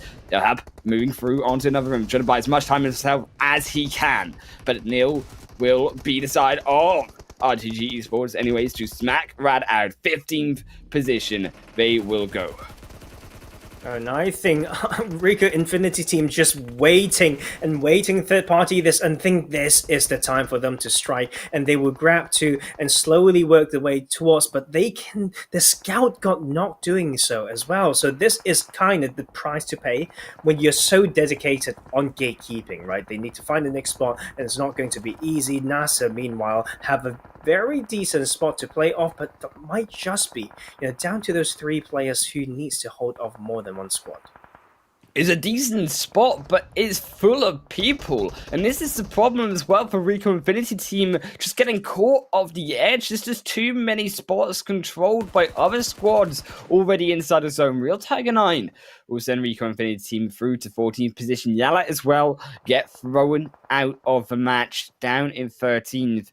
Is NASR still up against Zombies, still their loyal team to solo. These two players trying to hold on for the moment. NASR needs to still flush this one out. Up staircase to go. All three members, they will destroy the Zombies, and they too will fall. It's so important to clear out your side as well, but like at what cost, right? Like right now, look at that new circle being so harsh on these teams on the southeastern side, and NASA once again need to fight their way through if they're so worthy of that really big lead in the league stage. They need to also show it here. But look at that landscape, it makes the rotation so hard. They just time it so well. Meanwhile, Alpha Legends still playing off that really small position off the north to that main road. And look as well who's inside the zone. Falcons, once they gain inside the play area. Phase 6, they got a compound to themselves. This is going to be Falcons still as a full squad, setting up shop for a second win. Another packet of cash going towards them. But how will they be able to control this one this time around? You can see the kill leaders is going to be GUNZ. No surprise there, coming out from their aggression. 4 kills on Lord. And will be also NASR Miracle on the second place with 3. But a fairly evenly spread game of kills because of how crazy this zone is. Teams focus more on their positions, rotating in as well. SCYTES will lose Ghost. And now down to the solo player as well. And this is just teams picking apart teams. NASR and GUNZ going in at the same time. GUNZ have to stop for the moment. Cannot aggress this one too much. There's also NASR in behind them. Will smoke up. The explosive is going to be sent in, but will go wide. It's just really interesting circle. It's about, covers, there's more rich lines, utilities, covers from those cars as well. And you can see no one wants to challenge that middle spot because it's just flat, essentially flat. So the zone will do so much damage and dictate so much pace of the game. Meanwhile, I think it's important for NASR and the side of GUNZ to know what it means to be on here. The next shift will need to may force them to fight because they need to balance between that rotation fighting, but brilliant nade coming from GUNZ to start it. Direct on target. Can Lord find the final player though? They clutch themselves up together. One grenade would send them packing now. GUNZ, they go in. They're going in the flank side, looking for the first. Still one player up, though. They fire through the smoke. They find one onto Radif. Lord is slightly low. Lord will be able to find a second one as well. And HOTLINE, with them going out, will be joined by GUNZ in a dire mistake. On the outside, NASR keep themselves alive. Falcons, so they've heard this, they're pushing up as well. They know that this could be the only solo player here. They're not willing to allow NASR this time to survive. Straight back down goes Miracle. And now it will be up to Hassan to be able to find the final few picks. But can they do it a second time? Can they eliminate a second squad? Falcons going to be so much harder. You can see them putting the smokes down, looking for the revive, but together, one grenade, as we say, would send them packing, but should make the revive for now, nevertheless. Still Falcons, more focused on getting their way into zone, as it has gone that shift up towards the northern side. I think if Falcon plays this right, they can make it to top 3 because they've got the numbers advantage. They've been relying on these compounds, to stay somewhat stealthy, so they should have decent resources as well. And they want every point they want, and they realize this, that they want to clear out NASR so they don't get caught from the back, and that is them taking 1 and then taking 2. And that is the mindset that you need to have with the clock ticking, clearing out one side whilst having anchor point. That is Falcon waking up and starting to fly. Falcon, they are flying off of the chicken dinner. The adrenaline going so much through their veins. Will Falcon be able to be secure here, if I can spit out my words, to be able to take a second chicken dinner? As Alpha Legends, they too will also move their way closer in. SCYTES on the other side. iKURD still alive. iKURD so desperate for these points to prove themselves in this super weekend. They eliminate one of the Falcons members. Only 2 birds left, but can they throw a stone? Take out both of them at the same time. As Alpha Legends, all the meanwhile, they are cooking, and they are not cooking into the chicken dinner they want. It might just be Alpha Legends for dinner right now, as iKURD as well. Hold firm, and this is the reset. These teams are waiting on the position, edging their way in so closely. Well, I think iKURD's got a pretty sweet spot. You can see Falcons just relying on burned vehicles and whatnot, sitting in cars while in the smoke. It's just a really tricky circle. I feel like they could have done something proactive against iKURD to take away a ridge, but you can see it's not going to be easy, and SCYTES over-peaking and will just lose their chance to win this game. But down to that solo, not easy anyway, but Alpha Legends, multiple sides of pressure coming in their way as well. Alpha Legend is going to be able to secure chicken dinner underneath the car. Tarzan, it will be Alpha Legends take the victory. Falcons snuffed at the final moment, but it was, albeit a valiant attempt to secure the runner-up position. You know what? It's the small things. I always say that, and you guys will hear me, all the time about this. The small thing that mattered, that made a difference of almost $1,000 is when you didn't blow up your tires when you are planning to use those metal shields. Just get shot from underneath, right? Like those are the small things. And well, this is a very expensive lesson, I have to say, but they do. Like we mentioned, Falcon, still a very strong game, but Alpha Legends are $1,000 richer, almost 1,000. We'll just round up that way, it has a ring to it. 4 digits, crazy, right? Officially not, but Falcons, they are flying right now. Like they did well. They did well.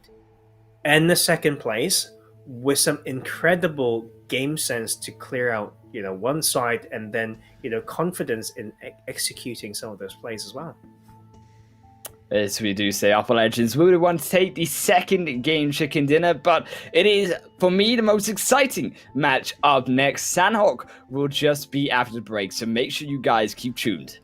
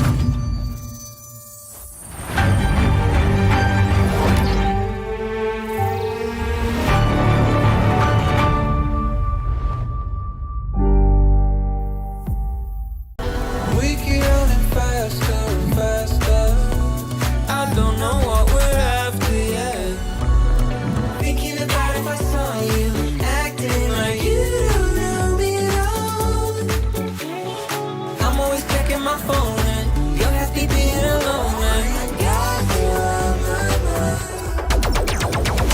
You always on my mind. Welcome back, everyone, to the PMPL Arabia, where we just saw Alpha Legends destroy the hopes of Falcons' second straight chicken dinner. Of course, I am Highland Wolf, and joined here with me is Tarzan. And going, I think, straight into the standings, I do believe here, Tarzan, it will be an exciting one to see just how dominantly really Alpha Legends did clean up that lobby, because it was 4 teams, and then suddenly we had our victor. I think it's all about the timing, right? Timed aggression, timed rotation. They have no, the covers for a very long time. But you know what? One thing that we need to slowly stack up, right, to see is the standings of this Super Weekend, right? But we will first see that match results with Falcon being the second place, 18 points, and Alpha Legends getting 23 points. Like just doing those quick maths there mean that iKURD, have been decent, like mid-table just from one decent game there, but Falcon definitely leading right now. As well, the top Iraq representative there, iKURD Esports as well, going to find themselves on the top there. The other representative, Real Tiger 9, down in 8th position. But iKURD really needing those points. We told them at the start of today that they were going to be coming into this as a last position qualifier for the Super Weekend, and coming into the second game already and getting that big third place win for them is going to be that momentum game, is going to set their mind on target to be continuing now into the next. And I think as well, it has been a slightly rougher start on the other side of the table there for NASR Esports, who only 13 points this game and did not do well at all, with only minimal points in the first game, coming from the top dominant representative in this first Super Weekend. Not what we would have expected. Well, at least it's a double point digit game, right? Like double digit point game, excuse me. And is that right? Is my English correct? But Yes. we are expecting more from them, like that's for sure. And same for YaLLa Esports. We've seen them, right? We've seen them, their interviews as well, in the past history. They need to really bounce back, right? This is where we see things to get more interesting, because it's about a map that no one's played in this tournament yet. Like that is really something. That is crazy to think about, and we will be able to see with a fresh pair of eyes as well, because I haven't really seen much of the scrims in that area, but this will be very interesting. We're going to see some more statistics when it comes to the last game as well, and we can see so a good feel of them, making it work. For example, like Chaos from Alpha Legends definitely putting so much work in, but GUNZ, we've got Lord pretty much making things count as well, finishing those, but no one's really beating Kalaga from iKURD in this one. 1,095 damage, man, in this one game. Tied as well for the kills, 4 kills in total. We're almost able to have the most vital time. That, of course, does go through to Alpha Legends, as we also head our way through to the highlights of this match, Tarzan, and we get to see exactly how Alpha Legends were able to bring this one to the chicken victory.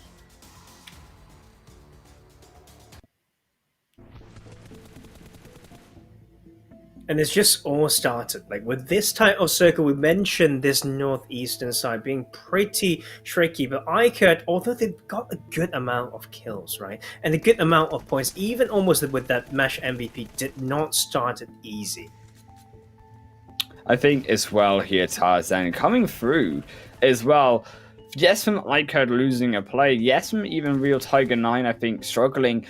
It is, on the other hand, good showings from them, because they've been able to still secure the placement points. And this is what we said that we could predict from teams coming into these games in the Super Weekend, because it is not just about getting the points, getting all of them, as many kills as possible to be able to secure and rack up the points. And particularly, maybe teams in this first Super Weekend especially are looking towards those placement points, are looking towards to trying to get that money, that $965 by the end. Every chicken dinner victory that these teams can muster, they get that. And I think that is why you do see such a focus on placement points as well. Why you see the likes of even Falcons, for example, being so careful in their positioning, making sure that, yes, they're not the most aggressive of teams, but they are a team that is getting consistent positions inside the zone. Yeah, and I think there's like some grounds when it comes to adjusting the style for the tournament format, prize money, but like ultimately, like we just kind of want to have those chicken dinners in any game. But if it's in that route, right, of exploring how to get that prize money, allows these teams to find a great style that works for them, that is probably a very pleasant surprise. As well as we see just so quick the final moments when Falcons, reduced to the final player, were able to find themselves the final picks by the end of it. But as you say, so expensive a mistake by the end of it, not popping those tires costed them that one tire at the end. Last, he gets knocked, the headshot to finish it off, and the fact the Falcons as a result only get that second place, but Alpha Legends capitalizing on all of those mistakes. And going towards then, well, what we see next, Tarzan, in Sanhok, it is going to be particularly exciting to see the breakdown of two of the best teams, we would say, going into it, with the most experience out of Alpha Legends as the veterans, but the best team on paper out of the league days, NASR Esports, this comparison. And you can see, right, this is close. Like, it's close when it comes to them needing to fight in from different sides. But Alpha Legends just kind of force, to push teams away because they're playing around a pocket that can be so volatile. They need to do small splits and push everyone away to keep holding down a spot, but it worked out for them eventually. They haven't touched a compound in so long, right, for that map. So I'm happy for them. It's like not easy to pull off, but they made it work. And NASA, yes, not the best game because they're averaging like 15 points, like for that like league stage for those 8 games, but they were able to get 13. Not too bad, like a significant improvement, compared to the first one. But if you've been, so dominant, you give people so much expectations, you better start getting some of the chicken dinners as well. I think it is going to be as a result of their consistency. Falcons really eyeing their prize up at the top of this leaderboard overall for the first Super Weekend. But on the other side of the coin, it is actually only 2 games so far that we have had. There's still 13 more games to go, Tarzan. And there is plenty of time, even for squads like HOTLINE, who actually haven't had the best showing at all. They fell down twice now early on in the game. And I really do wish, going now into Sanhok, the most volatile of all the maps, that HOTLINE are able to bring something. The question being on the other side of things, though, Tarzan, how do HOTLINE reset? And how do HOTLINE be able to then muster up a big win? I think it comes down to those things that were mentioned before. Right? You really need to know your team. Like if you're any part of the team, whether you're coach, analyst, or IGL, you just need to find a way, like to bring out the best side of that player. Sometimes certain strategies only work for one person, then you may have to pull them to the side. You say, look, like this is what I want you to do. Like for yourself, this is how you work, like these things are so important, but like it's these small pieces put together that allows the team to have, good morale, people to still remember the fun that they have. It's, when things become a chore, that is where things feel so dead. People feel so dead inside. You can see in the eye. You can almost smell it in their breath across the miles when you don't play the game together. It's it's all these things. The energy and aura is very, very important in the team. I think when we look at aura as well in the team, the ability for teams to cope with difficult zones, and especially around Sandhawk moving in, it's been something that we've really already been able to see tested.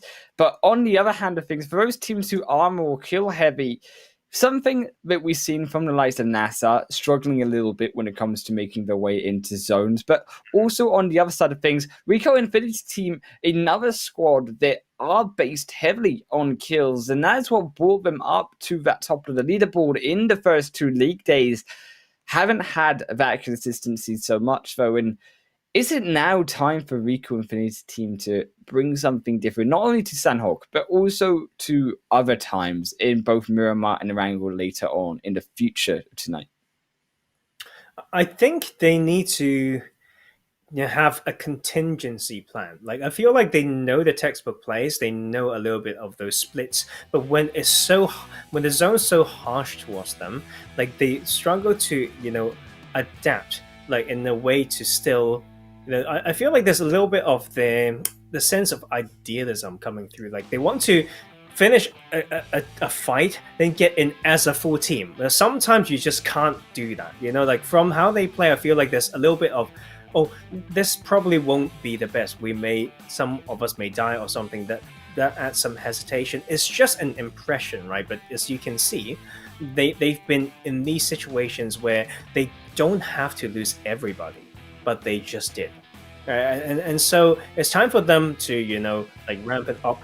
And 24 points right now, picture perfect, 12 kills, 12 placement points. But, the play speak otherwise, and they really, need to make it even further. And I think they can. They just need to learn the art when it comes to these rotations. It's about consistency in going into Sandhawk as we get ready to board up onto the plane. Can see, of course, the beautiful Oppo, and it is Renault 5 here for us, born to win. Welcome to the exciting match brought to you by Oppo. Get your gamer mode on with the much loved Renault 5 series. And Tarzan, this is the much loved, for all the wrong reasons, Sandhawk is oftentimes it is the infamous zone that goes all towards all 3 islands. And do we see that again? I certainly am hoping so. Oh, I think talk about this playing path first. I know I don't always talk about it because it's a 4 kilometers times 4 kilometers map, and you're expecting for most playing path to allow teams to go, to anywhere before they're being actually pretty northern. Makes teams who love to go to Sami Camp, Charlie Camp, or all these areas a little bit harder. They have to open the parachutes earlier. But you know what? They now need to think like whether they want to do that, because that circle is very north heavy. We can't even see the top part of it. And how often can you say that you have a 30 to 40% water circle in phase 1 of Sandhawk?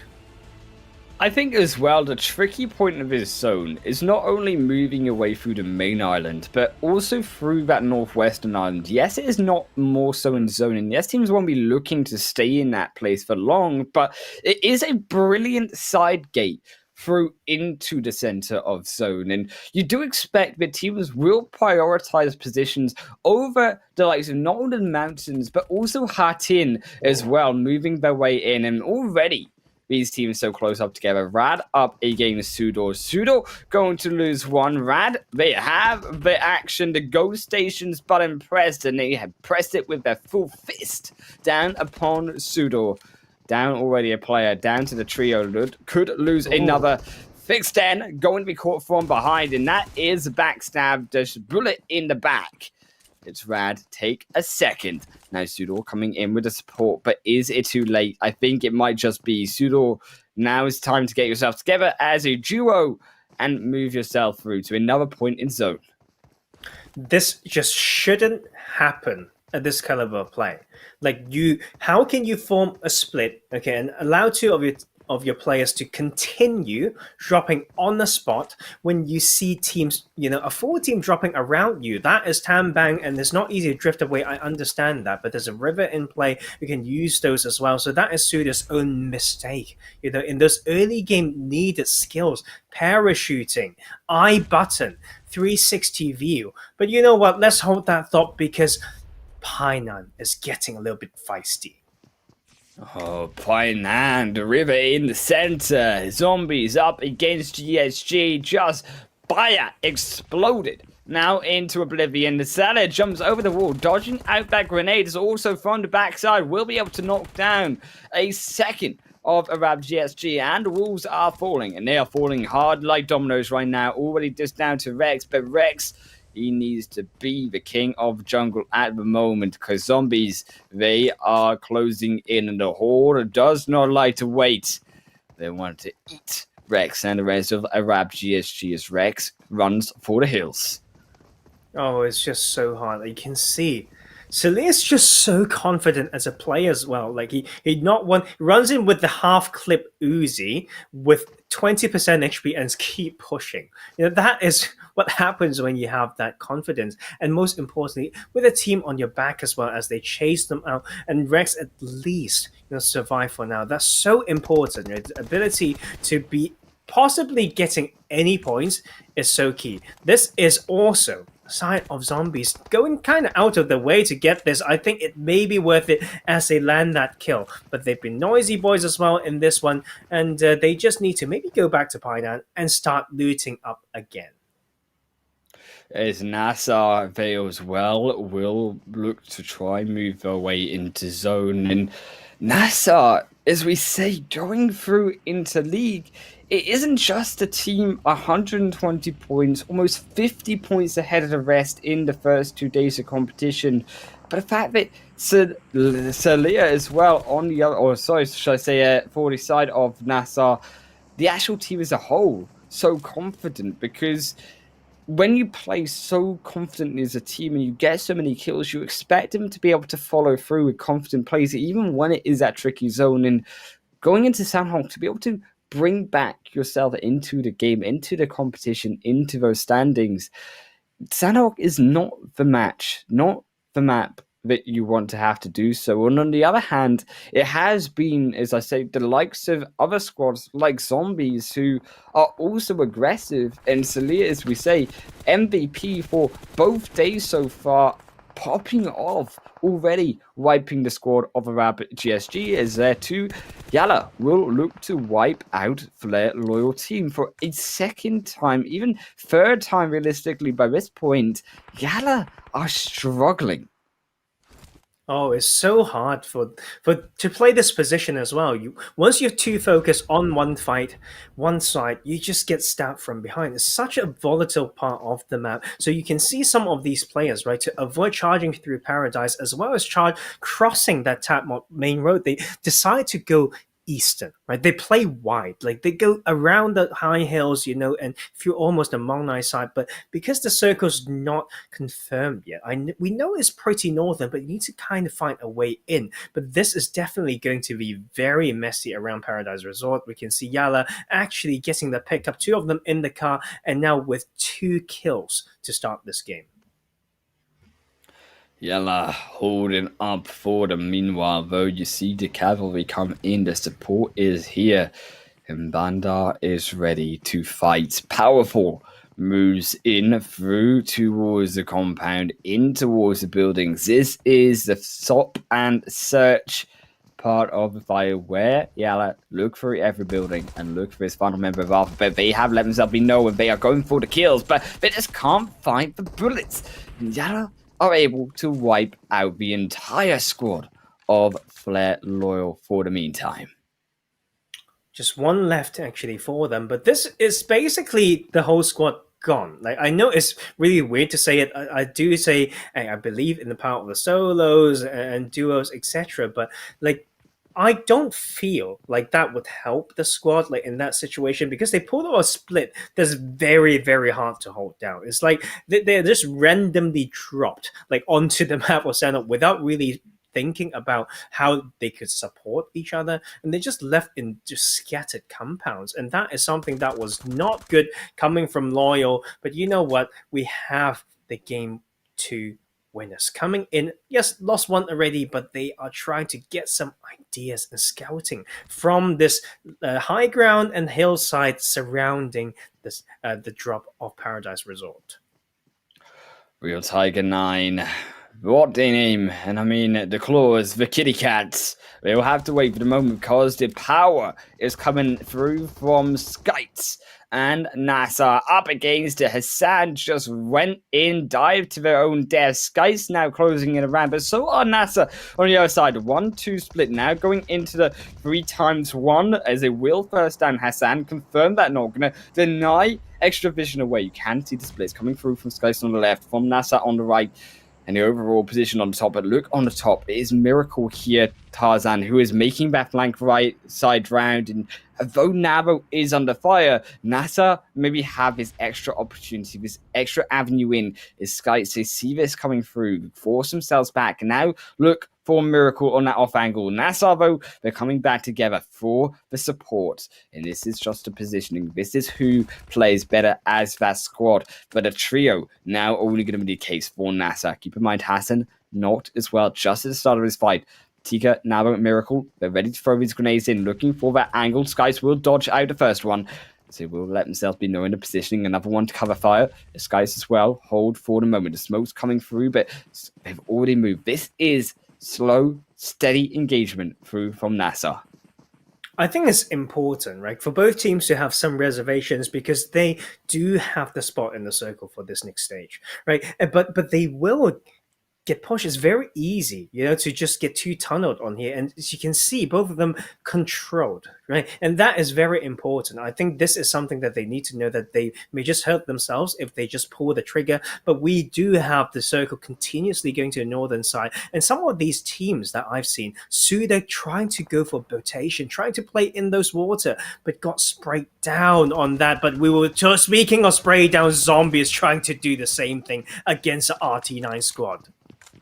This is why you can't dive in all of your players together. Yes, you're on the northern side, but everyone is on the northern side. RT9 and the Tigers get cut down, and they are used for a fur rug for the side of Zombies' living room. RTG as well on the side of Hassan. And on this other side, on the northwestern island in particular here, Tarzan, it's interesting to see how teams will look to control, because being still a part of the zone, more importantly in phase 2, there are still opportunities and still possibilities for teams to continue to use that northwestern island as that gate, as we say, through towards that mainland side. Oh, it's very tricky. I think it's still down to that Tadmark road that I always like to mention. There's no straight path through it. You have to go on the eastern or western side, to go through some small hills first, to rotate past it. And so I think teams need to focus on, controlling a segment once again, whilst knowing the most available and easiest rotation path in, like if they ever have to cross to the other side of the map. NASR looking for that reposition, have been able to find it for the meantime. Keep in mind, though, yes, Hassan has been knocked previously on that engage. So the next engage will be weaker statistically, as they also, the chicken dinners, Alpha Legends, look to control an interesting position over these hills, Tarzan. And yes, they've not got a compound, but splitting as that 3 members, that triangular formation actually serves well, I would say, because it provides them the high ground, it provides them the cover in the safety of knowing that they won't be crashed into a building, yet still can overlook so many teams. As all the meanwhile, SCYTES, they run towards the compound that NASR did take, disengaging away. SCYTES don't want any of this. SCYTES want to be able to push down what they finished. It's hard. Like, I think this push is so hard because it's not just about running downhill, right? It's about all the third-party potential and what it means after. Just look at the top of the map there, guys. Like, to all the viewers, just look at that. It's so open. Like, if it ever shifts away and you need to leave this compound, with people just having their eyes on you, it's so punishable. It's so punishable. So I think the side of SCYTES should just stay right, just on the hilltop, knowing the absolute limits, hugging to those rocks or whatnot. And YaLLa had some good start. Now they need to wrap up this fight. They have the numbers advantage because we've seen the side of RT9 losing players earlier. RT9 down to the solo player. Eagle is the only one remaining. Volt now knocked as well. YaLLa, they're looking for even more. They find a flush through. They're going to make the revive happen. And Eagle on the descent back through out the fight. Gets sniped by the solo pick of Yamaz on the off angle. Anticipating that retreat through. And that is brilliant work through, taking them to the second place currently now on the team standings. 5 points for them.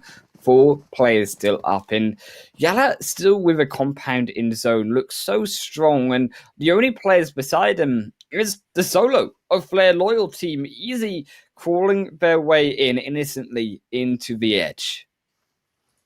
Just the way to do it. Like sometimes to not know when to crawl or stand is a huge issue, right, when it comes to this map in particular. But also as a solo, you don't have to be too desperate to find a spot in unless you're incredibly low on meds. And I think one thing that we always mention for this map is the possible use of healing strat. But with this outer circle, I don't know whether it's something that these teams have planned. Like the smooth transition into that will be so important, because the zone will just dictate so much for you. You need to always have this plan B in your pocket.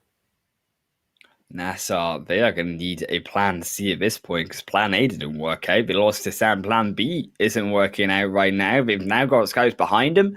They've got a squad in front of them. What is the plan C realistically here, though, Tarzan, for NASR to be able to make?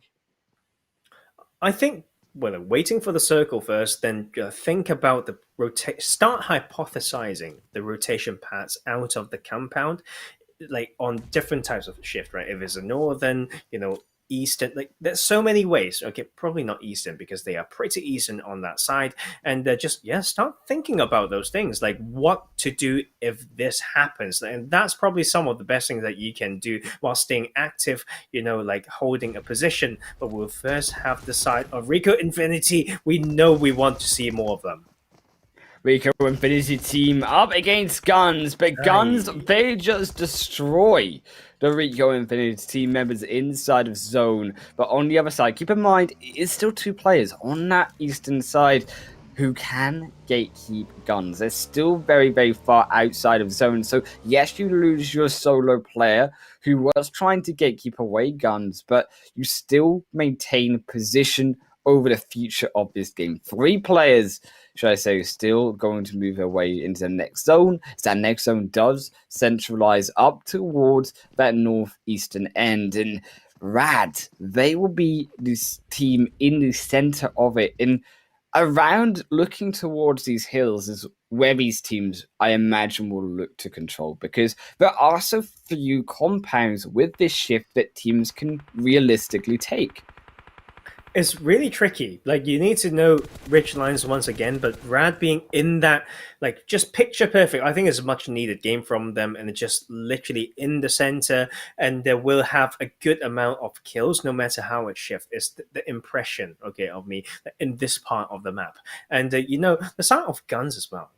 I know they killed one, maybe RICO Infinity, that player took that 1v1 and get punished for it, but let's appreciate the fact that GUNZ are trying to go through Mong Nai and have, be very stacked up when it comes to meds, but still send one in and have to overwatch, to kill one of RICO Infinity. That is insane. That is so important. The split is 100 meters to 200 meters apart, slowly coming in from the eastern side. I think that is a good plan. That's a controlled way. That is a way to avoid congestion and focus on the late game. So many ways that these teams can play this map, and I think we want to see more from all of them, but this circle is still so tricky. Beautiful position right now on the edge for also Alpha Legends, as they will look to gatekeep away iKURD on the outside as well. FalconsEsport, who we praise as well for being so consistent in their positioning and zone. On their way in, just wipe out SUDOR Esports. Down they will go, as well as iKURD looking for their own tricky position inside, as Flare Loyal, the solo, will be eliminated in 12th position as well. And it is now down to where these teams need to control and how iKURD realistically they will just fall, should I say. I was going to say maybe iKURD can move down towards the south side. It would be tricky for them, but they will be eliminated. No bother, no problem for them anymore. It's inside of zone, no. On the edge, so many of these teams. And we saw also compounds towards this north side, particularly where actually RTG are controlling.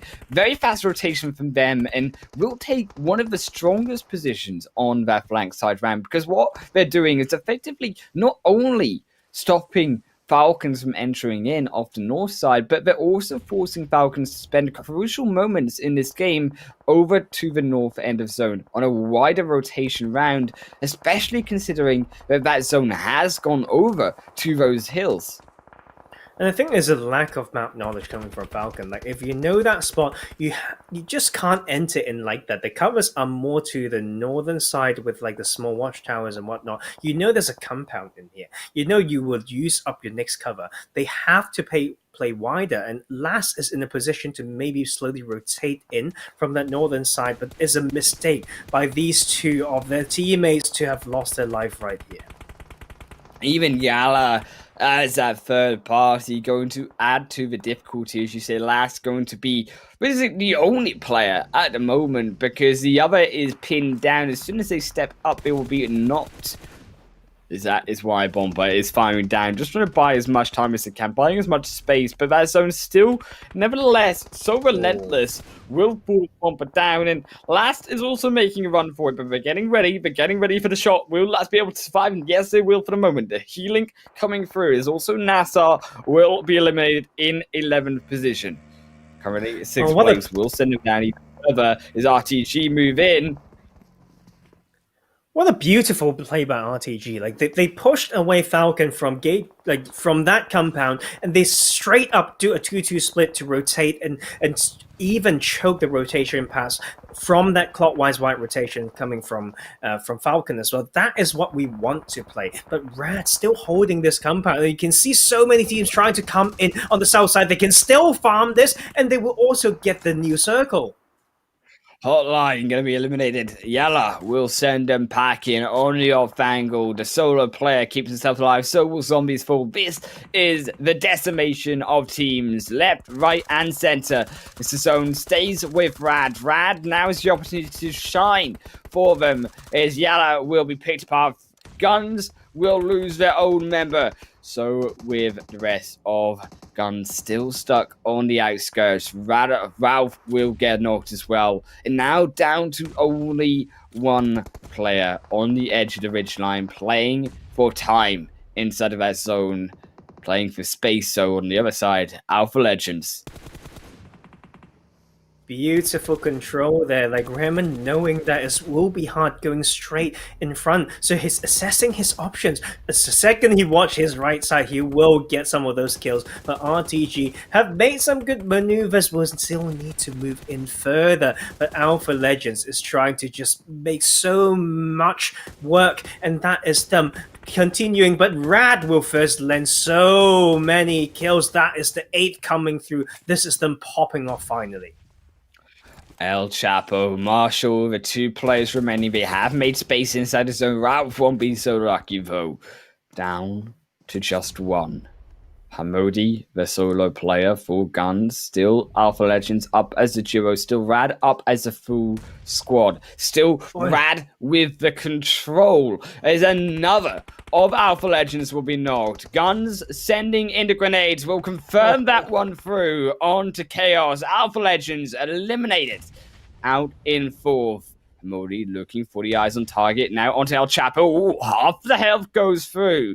El Chapo needs another one to send him packing. Hamodi as well might be caught from GUNZ, so still Rad eyes on this solo player. And this is realistically here, Tarzan, Rad's game to control. You understand it. 2 players of RTG, 1 player of GUNZ with the zone in favor of Rad. They have been gifted this chicken dinner and gifted so much with those 9 kills. when it comes to a circle given to you this way, this is how you try to win it. The spread out, and they know that is just a 4v2, but one of them got knocked as well. This is time to grab every single kill, every single point, and then just a glorious way to win this chicken dinner. The fact that Rad as well, yes, they're struggling, but it's not going to be enough. There's just too many people. And that is why you see actually Rad able to take that chicken dinner 3. And Rad, the ones who will be so successful here to bring out on top. And Tarzan, going through now through this third game, this was much needed points, as you say, from Rad. And this also equalizes the table. Oh, I think it's going to be so interesting. Where, for example, YaLLa making it, a decent game, right? The side of Falcon falling a little bit, but maybe have had enough points from before to stay relevant. Like, after all, it's a marathon, man. Like, if you play all Super Weekends, it's 45 games. Like, it's so many games. Like, you have to just stay on top. And then, but, the momentum that we mentioned that comes from those prizes for winning to having a chicken dinner is you can buy so many actual chicken dinners, like with that amount. It's just like crazy. But that is a brilliant third game, and it's brutal circle. Like, we wouldn't expect anything less. But of course it was Rad who took the chicken dinner victory. And before we get to the breakdown, we will have a short break where we will see you guys on the flip side.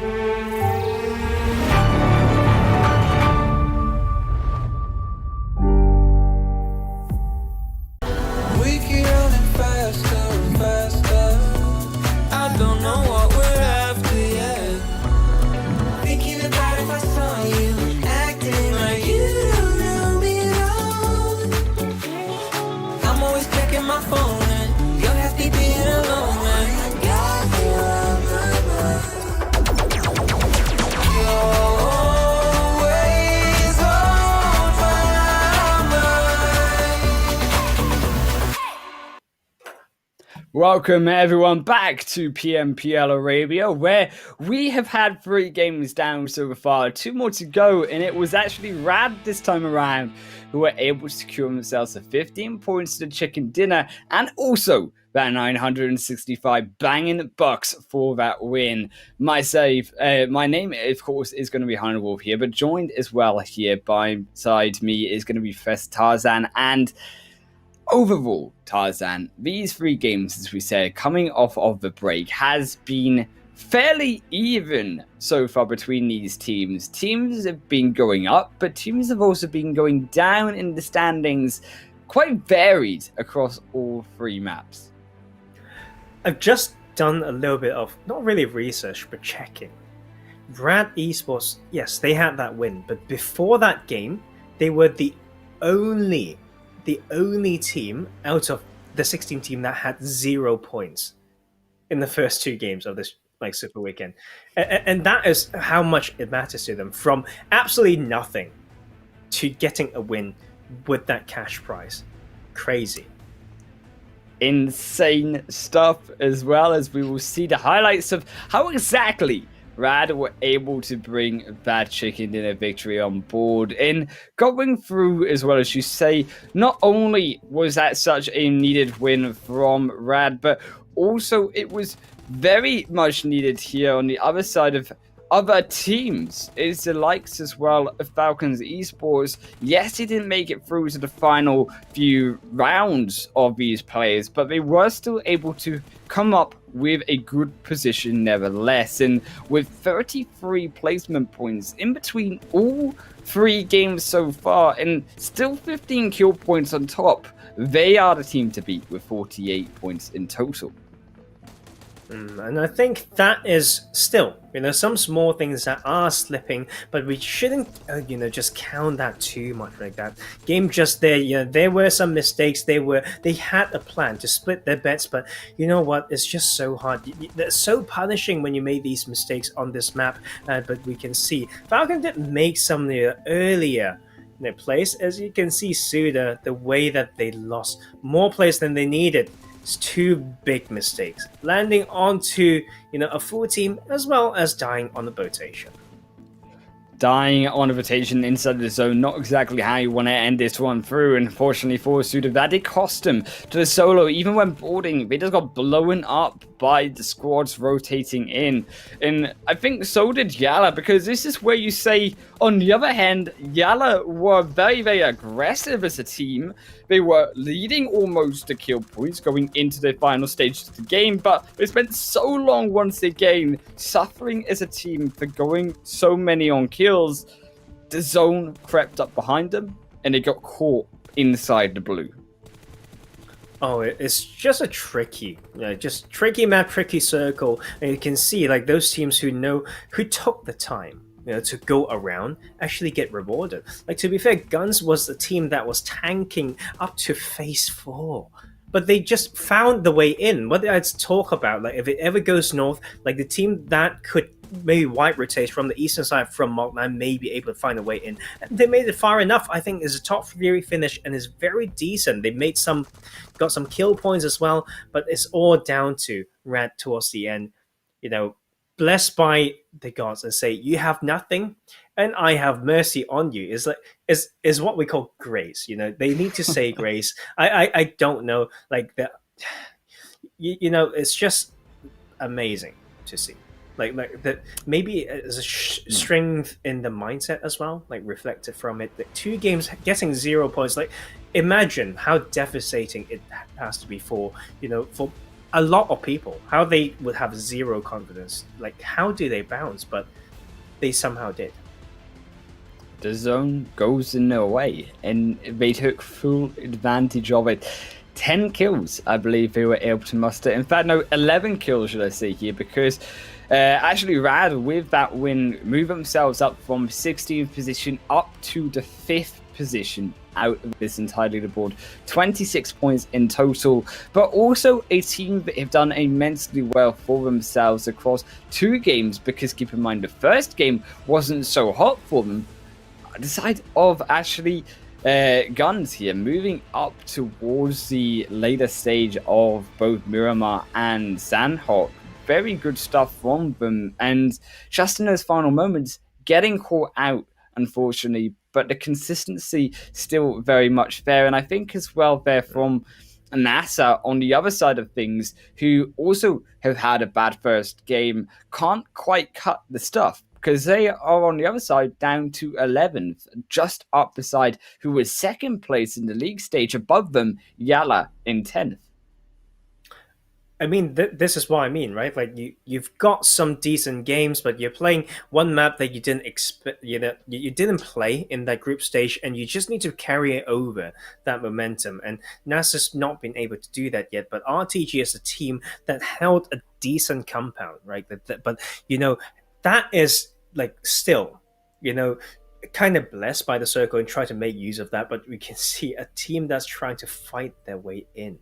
That although they went out earlier, but Zombies with the crazy fragging power still, landing those knocks, landing those kills, 3-4 times of the damage of some of these other teams, because they pick that side to play. Like personally, I wouldn't do it, but because maybe they're so confident to fight a spot for themselves, just keep charging through that southern side.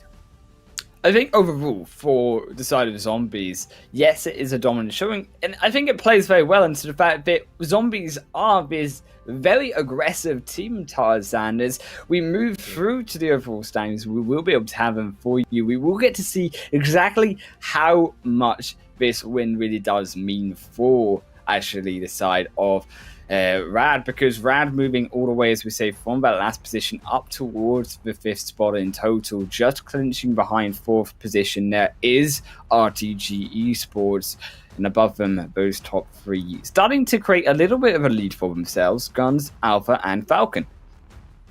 Now, I think their side of GUNZ actually is showing the most promise. I know it's weird to say that, but the flexibility in their play style as well that allowed them to take this 3rd spot at the moment. Like for the rest of the teams, it's a little bit like they just get what's given to them, more like instead of fighting for spots. So I think those top 3 teams are definitely worth like the mention, and the points really reflect that as well. Can see also, I think, to note, iKURD Esports up in 6th position from what was 16th position in the first 2 days, leading their way through with a big set of win through on Miramar. That has certainly helped him. And as well, on the other side of things, still to get through off the bottom, SUDOR on the edge on that 16th spot. HOTLINE as well, still not doing so hot in 15th. Only 4 points between those 3 games so far.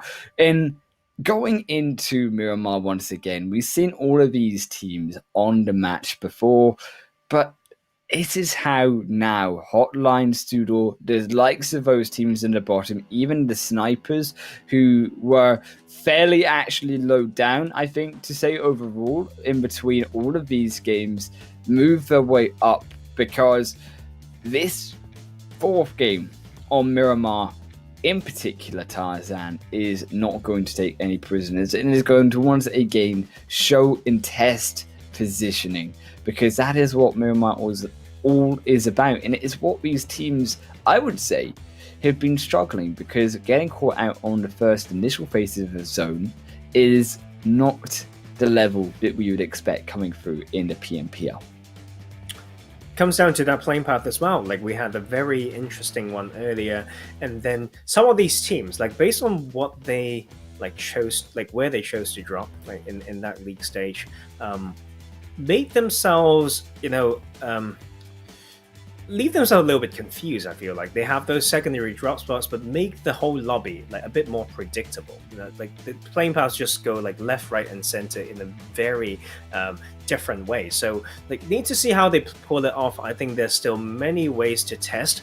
I still haven't been able to predict anything, too accurately yet, just because of the amount of data that we get from that. But you know what? We will get to play that game soon, and maybe a different playing path that we will see for this time round, and adding some colors to it. Maybe this time around, Tarzan, I will be able to successfully identify where the plane is going to go. I mean, this is our game, right? This is like our way of playing PUBG. You enter into the map, got to guess exactly where that plane path goes before you open up that map. I mean, what a game it is. And maybe you should show me as well, at least if not this game, but in game 5, just how it's done. Oh, if we get to see that view, I would try. But it's that type of game that if you win, you feel like you're very cool. If you don't, who needs money? Yes, exactly. But if you don't, you feel like, okay, like I'm just gonna go. Like there's so many. It's just hard. But it's different ways, and it's important to have fun, guys. Like I think that's the thing, right? Like it's. When we talk about mentality, we talk about like team cohesion and all that stuff. Like it's the variety in is important as well. Like, I believe some of these teams don't just play this game together. Sometimes they play other games together as well. Have a chat, video chat and all that stuff. Trying to innovate everyone right now to see there are ways to keep a team together. And sometimes when you just go too deep in to just say it's just scrim, then a scrim or nothing mentality is also very harmful. I think overall, the scrim mentality, you have to get rid of it because we're in the PMPL. We're about to head into the 4th match here. Tarzan and Miramar is up next, and this will be the plane path diving on in. I hope that we get to see the plane path because I want you to show. Yes, Tarzan, tell me. Okay, that is from prison all the way to Tol Akumada. It is how I think it's prison to Tol Akumada. I'm not that sure, but I think it should be close enough. I mean, close enough, Woohoo! Close to winning here, Tarzan. You win, but so do these teams, and so does Oppo. Born to win. Welcome to the exciting match brought to you by Oppo. Get your gamer mode on with the much-loved Renault 5 series, and Tarzan going through this plane path. Much kinder to these teams compared to what was before. Most of these squads are going to be happy to drop down towards the south side this time around, and south side as well. We were speaking before the broadcast, something that these teams have not been so willing to be able to take, and I would like to see more drop down, and it is pleasant to me to see both SUDOR and RT9 moving down to that south island to move up towards the zone if necessary. Yeah, I think this plane path is one of the nicest. Like, if you know the map of Miramar, this allows teams to go to El Pozo, La Cabrera if they need to. They want to glide to Campo Militar, done, right? It reaches those main roads with vehicle spawns so that you can go to Los Leones with a bit of a float if you don't want to drive, done. But you know what? It comes with a price. Look at this phase 1 circle, man. What the heck is that? Like, it's so southern that once again it cuts off, the boss, like the southern bit of that circle, and with that middle on the southern outskirts of Los Leones. Do you know what is tricky about this zone as well, Tarzan? Is it actually, you don't look at it first and assume so, but it doesn't favor this plane path because Los Leones is so big that you don't realistically get a great angle towards that eastern side. Impala, Puerto Prieto, all of that south coastal line on the east there as well going to be able to play initially.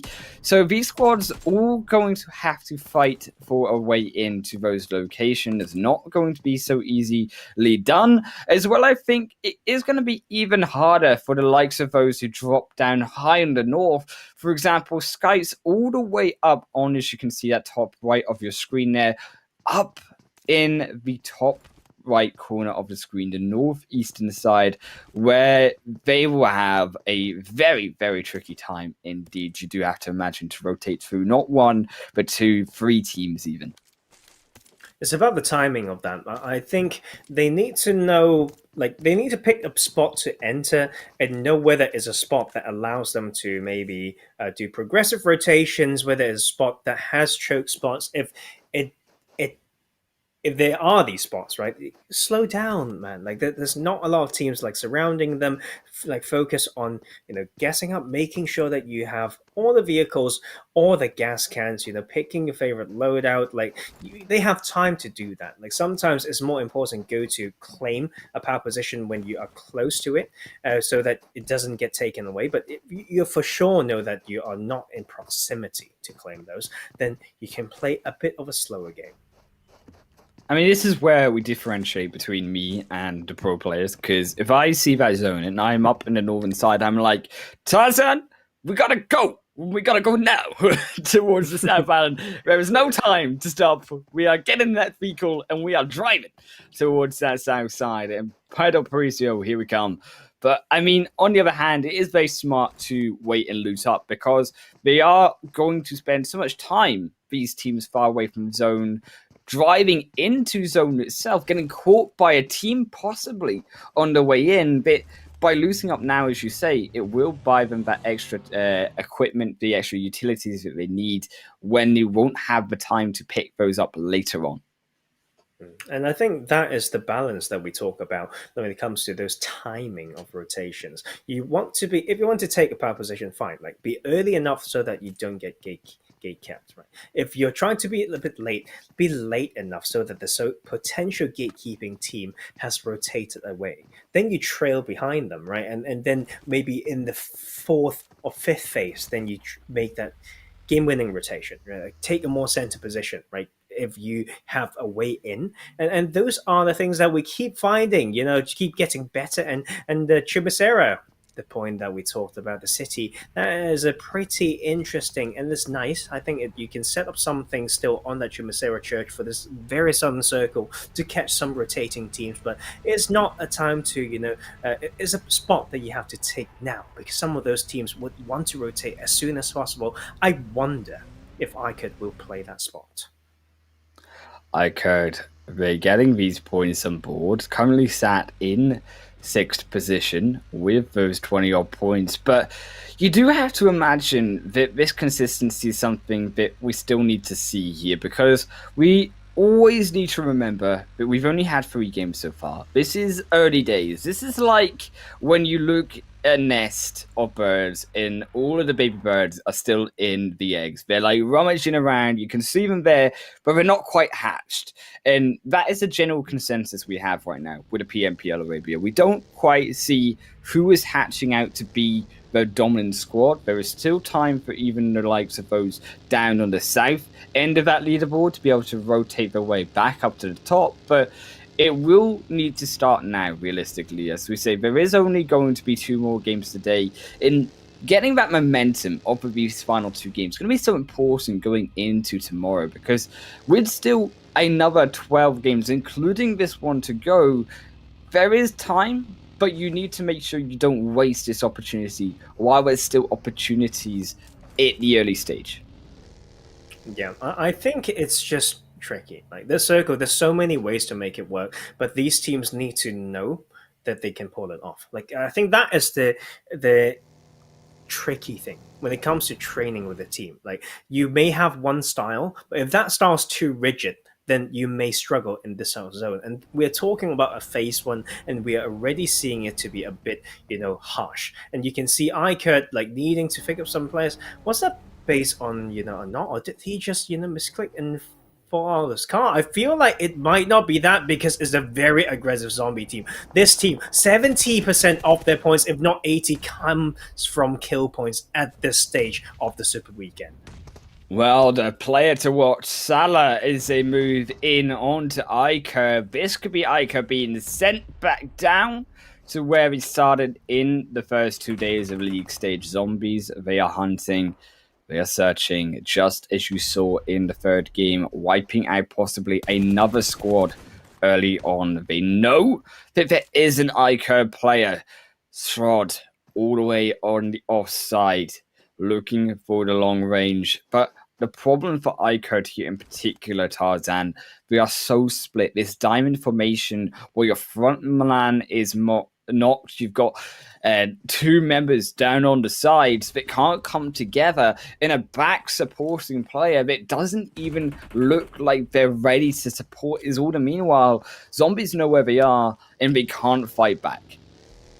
And I think this is the issue, right? Sometimes you have to think about whether it's worth to support your teammate, and the one who's got knocked also need to have enough info to give, to assess the situation. Otherwise, you're not just like held hostage in this type of stalemate. You can see at the top of the screen, we also have RICO Infinity team trying to pull up right now, responding to those audio cues and gunshots, and want to join this party. RICO Infinity team gonna cut off the escape right now of iKURD. They are sandwiched in between these teams, and because this zone is so difficult, we'll have to see exactly where phase number 2 will go, and these teams praying that it will move towards the mainland, but as it moves ever further towards the south side, this zone, Tarzan, is unrelenting for all of these players. Only main compound currently inside the zone of phase number 2 is actually Puerto Parisio. Only the edge of Los Leones in the hand of these players. This is what makes it so difficult, because this is where you think as the mountainous map of all about positioning on the high ground hills. This zone exactly tests that, because as we say, there is nowhere to hide in terms of buildings. And I think one way to make sure that you can get some points, like if desperate times, desperate measure, right? So one of those desperate measures will be to drive your car into that water, because once again, come on, like the southeastern circle and 40% water, Never that is happens. just crazy. Like it's rarely happens, like on Miramar as well. And then you just need to see how people use Puerto Parisio. One thing that will make it even feistier is because it's an untouched city. So if teams want to go in and play some resource game, they need to find a way to do it, but then they have to be prepared, right? If the so happens to somehow play this game where they shift back to the mainland, then you've got some hillside that you have to climb back up. So I think this is the test, right, for these teams, and they need to see which part they want to play. Do we even touch that city for that potential bet? I think as well what makes this so tricky with Los Leones in the zone is the potential for Los Leones to be cut out later on from the game, and teams understanding how tricky it is for rotating outside of the city because of the fact that on the eastern side, on the south side, Tarzan, it is hills galore, and it is teams going to shoot you down and knock you out when you're trying to ascend up to those hills.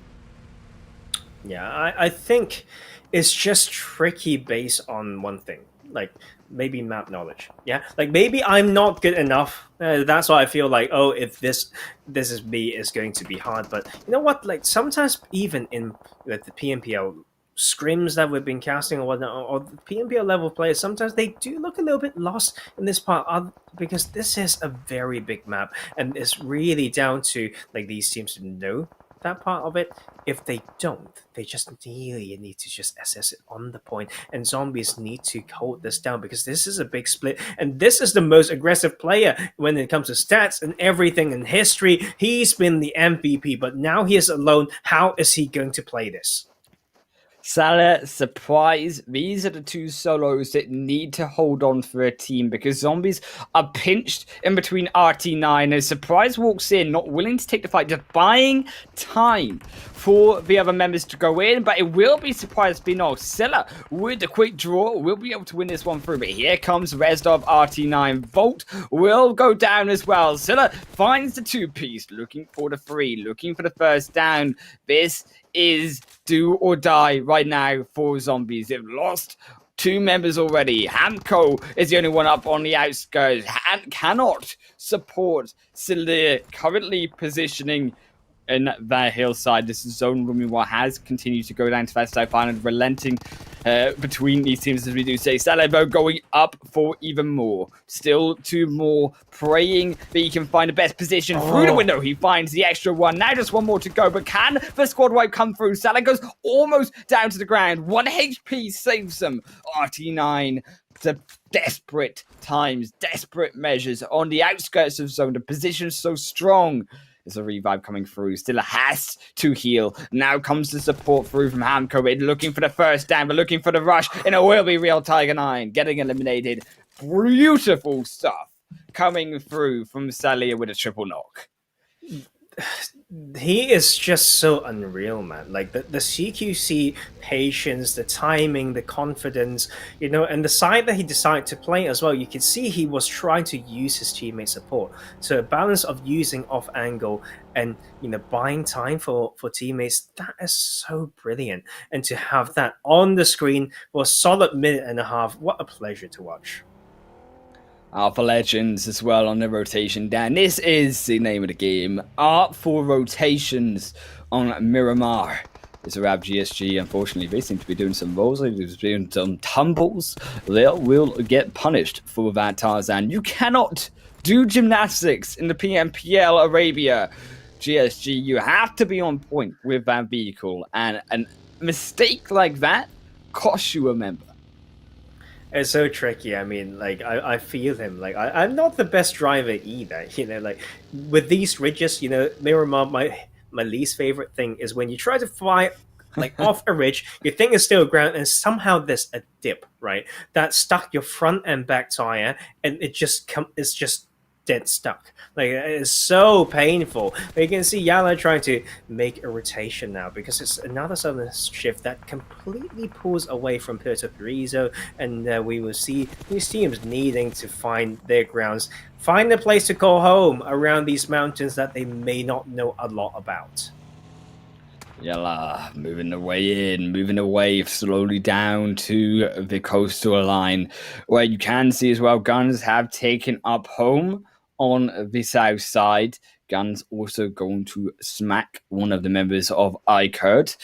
iKURD so struggling in this game right now, but still somehow staying alive. But surely along the midst of the south side, RICO Infinity's team.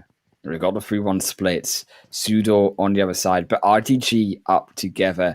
In how do RICO Infinity's team take 12 and move them through to the rest of their players, or in this instance, actually have RICO Infinity's team move over to Cattell, because actually that zone moves back over towards the hills of that eastern side.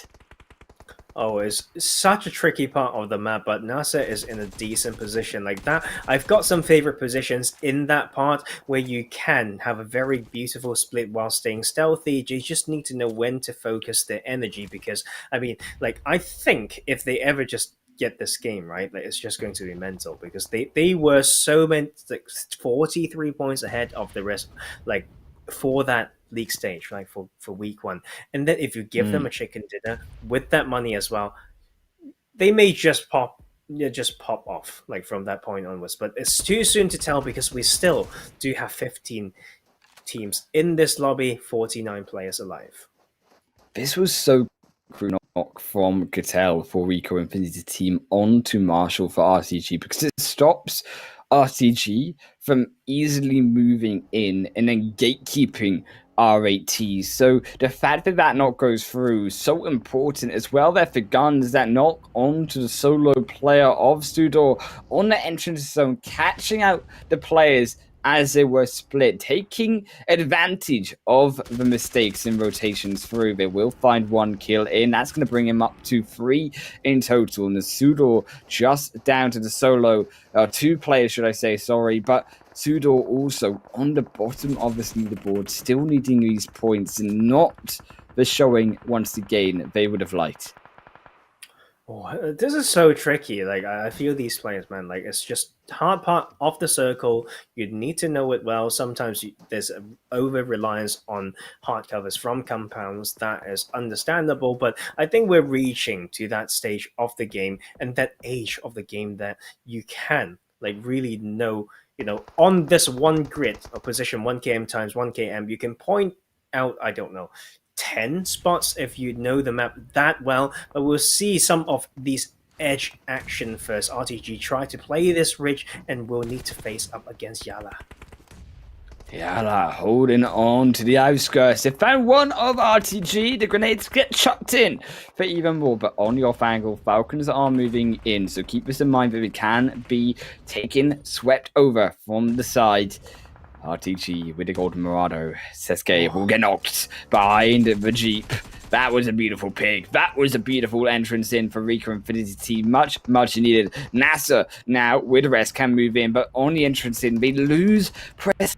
Now also will be RTG Esports eliminated, caught in between the lines of two enemies in the fire. Just too much to handle. RICO Infinity Team though moving up, moving ever closer, still need to fight against YaLLa.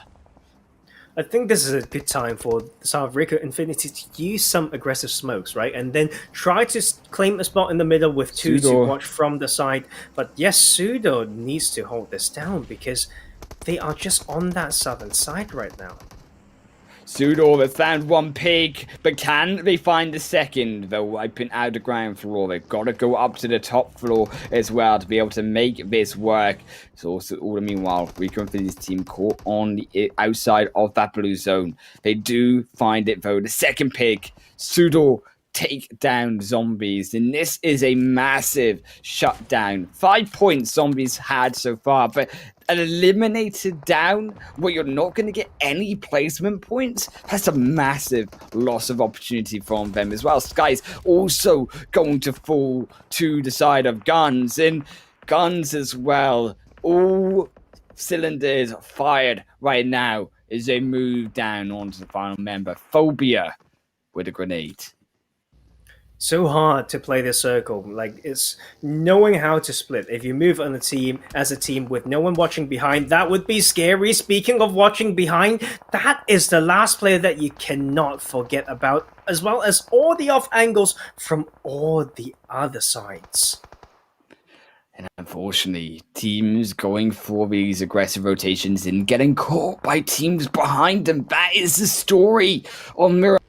Jammer's up against it. That grenade gonna go through, but on cooking the grenade. Big mistake through from RICO Infinity Team. You don't want to be caught holding back your hands as RICO Infinity Team suffer a second knock. This is YaLLa taking advantage after advantage. And YaLLa free now to move their way into zone. Only Ragnar will stop them as a final one will be firsted out. 3 kills already up and handed to them. It's so hard. You can see these teams just running into positions that they may not know what it means, and that is, look at YaLLa just trying to play patient at the moment, but at least they found a spot, and that is how the side of GUNZ trying to use that rotation as further bait, and they have 2 knocks upon the Loyal team. Knocks onto the Loyal, but can they find the entire squad? YaLLa gonna find the entire final member of RICO Infinity's team, gonna get caught out in 10th position. Still, YaLLa need to cross over the road though, up against GUNZ. They found one knock. Also, Flare Loyal will be knocked, unable to defend their position against those on the south side. Up now to the final top half of players, top half of teams here in the showdown of Miramar, the final game of tonight, and this is proving to be an absolute winner of a match. Still in the center though, NASR holding on to what could be a powerful position. It's just really tricky still, and I know I've been using this term so many times now, but it's just because like it's that type of position that you just need to use a spot, and you can know that is definitely an overpeak coming from the side of GUNZ, but that is YaLLa underneath pressure from the other side as well, forcing the players to take this fight, and that is them not making it through, and that is GUNZ getting the 9th kill of the game. Yes, you take advantage of these mistakes from GUNZ, but they're not quite done yet. Still Rad, the other squad, who need to cross over this road, will now make the attempt to do so. They're packing their things, they're ready to go for the moment. They make what YaLLa could not. That successful rotation across it into zone. HOTLINE as well could be a massive opportunity for them to gain points. Still 3 players alive. Still need to get into zone, however. This is the type of game that they need to equalize themselves on the leaderboard. Oh, so tricky for NASA, but if they are the team that they seem to be from those league play, they can still hold this down. All four of them claiming and holding a compound. The delegation needs to be on point when it comes to the size as they start to find their second kill. There's still 6 more teams other than themselves to take down. We've got 5 more. They are still in the center. SUDOR White now out of the match. Even more to follow surely soon is Rad. They have crossed over the road. They have entered into the zone. GUNZ have not been able to stop them. And now 3 members of Rad. They close in around Lord. They close in around Freak. Hamodi as well on the outskirts. This could be disastrous for them. The smoke, the only thing protecting them. Rad move in, we find one. HOTLINE on the backside. Rad going aggressive, but it will be Hamodi trading 1-for-1. Still, Rad are alive. Rad need 1 more of those to find. Rad picking up the points, picking up the pieces where they need, and still moving ever so closer in. The zone even closing even more around NASR. HOTLINE still alive, but HOTLINE in tatters as 1 solo player remains. Oh, and it's still very, very volatile. You can see teams don't want to over-rotate, and they're just trying to play off a position. And it's so important sometimes to restrict how much you want to do until you get the next circle to know what it means. And this is Rad just playing off their spot. They use a compound from across the road for as long as possible to grab as many kills as possible before they come into challenge and take out the side of GUNZ. And now they will have to do that yet again. This time, the challengers will be themselves against NASR, who is holding that southeastern edge, and there's still another 15 players in the lobby. Rad still alive, still searching through. They wiped team after team. Tarzan, this is Rad on the momentum of the Sandhog big fat win. But can Rad be able to continue their way through? It is now NASR that control the space over them. They dive in, the buggy being set up, they edge their way ever closer, but even Arab GSG firing across the ridgeline. That is the only thing that protects Rad. You can see 6 kills already, 40 damage. One of the core players, one of the core teams in this 4th game. Oh, and just look at the 11 meters from that zone. And that is the furthest 11 meters I've seen. You have to crash a compound. You've got someone shooting you from across. You've got someone in the dip underneath you. But Brad will need to make a move. NASR moving in for the 1v1. They found Desha now. This could be all hell broken loose as NASR now burning to a crisp. Rad going in. They find the shutdown on the front door. Go for the revive, but Hassan desperately trying to hold on for as long as he can. Rad down to the solo player, trying to make that revive. Riga punished for it. And Rad will be knocked down. 4th position. They will be flowing out to Alpha Legends as well. Going to also be blown up with the fire. Going to now have to move. Their position no longer safe. Other Legends in between both GSG, NASR currently taking a breather, currently reviving their members. Still, all 3 teams though inside the zone. Phase 8 about to move, and which of these teams will it go towards? Just waiting and waiting, and you can see why these teams don't want a third party to earlier fight as well. They've got a position that could be game winning. They don't want to get third party by any of the other teams as we have the new circle. I can't even tell anymore which side it's going towards, but we've got this big valley in the middle, and seems like the side of NASR have to make their way through. The plan needs to be so clear. They have to chuck some aggressive smokes, they have to smoke up that valley, and they need to leave Spoiler to stop Alpha from dealing damage. Alpha on the outskirts, but the ridgeline protecting NASR go in. They get caught on the ridgeline, not the way the vehicle wants to go, but they don't get punished for it. Alpha hold firm for now. They're not going for the heavy noise. They don't want to be spotted at the moment. The smoke's going to be subtly put down. Alpha Legends looking for their way in. The grenade going through from NASR. Don't find anyone for now. Miracle on the outskirts, stealthily hunting them down. Stealthily looking for those picks. But Hassan as well find it. They're looking over for the vehicle, but a vehicle this time has been popped. The tires will be blowing up though. The car blowing up as well. Jody gets knocked. Now down to the duo. One overlooking around GSG. One going for the revive. But NASR, they know this is the time to push. They found a second one. Zoro takes down Reman and Alpha Legend down to Kato as well. NASR blowing up GSG. Zoro down to nothing. And this is NASR controlling over this final zone. They waited. This is their opportunity. Zoro goes down. Alpha Legends to fall second. And NASR take the chicken dinner.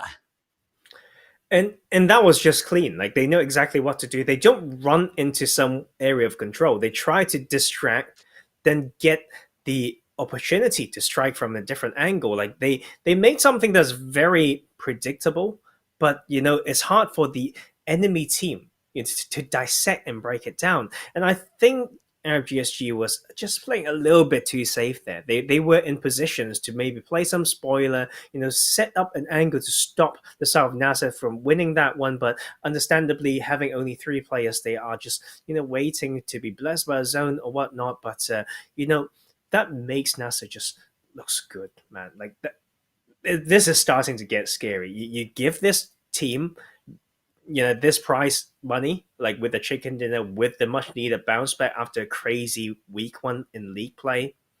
Scary.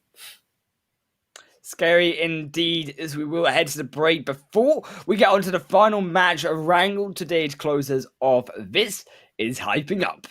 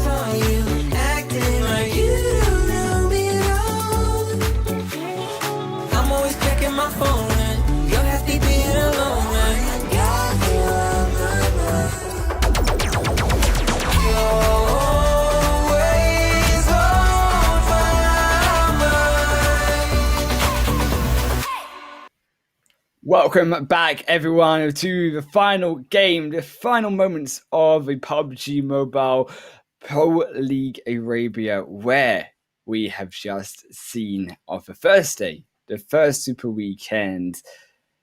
It was the side of not only NASR to take the chicken dinner, but take it dominantly, Tarzan. And as we can see straight into the standings, NASR, the highest win we have seen so far out of all of the games today. And I think it's such an important bounce back because, that is the expectation there. And they just have been in a little bit of a slump, so it's not easy through that. But Alpha Legends also holding down this spot. And that's very important. It's a very tricky zone. So knowing how to maneuver through all those dips in that crazy mountainside is so hard as well. But Rad, once again, we talked about how they had no points at all in the first two games, and now they're coming into that 40-point mark and reaching top 5 on that leaderboard as well. iKURD as well, RTG, SCYTES, all very disappointing games, and as well surprisingly to see what was the number one team going into that fourth game, FalconsEsport, just 2 points, 2 single digits going towards them. On the other hand, it was there, as you can see, NASR with the massive win, 12 kills, also Radbo and GUNZ, much needed consistent placements that they too were able to pick up.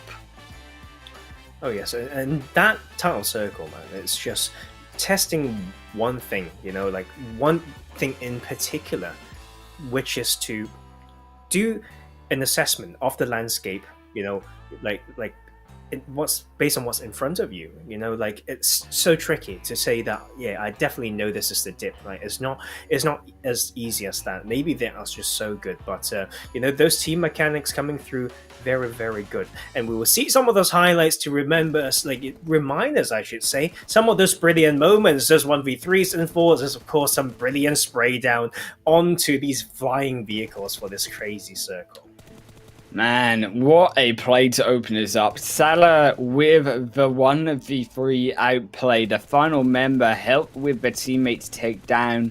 Zombies just look so good sometimes, and even though they went down slightly earlier than they would have liked, getting caught out in the 2v2 in the outskirts of the zone, it was still a mammothly a good game for them, and showing off, I think, the best that Salia has to offer, and as well also why Salia was of course crowned the MVP player of both day 1 and day 2 of the first week of league play.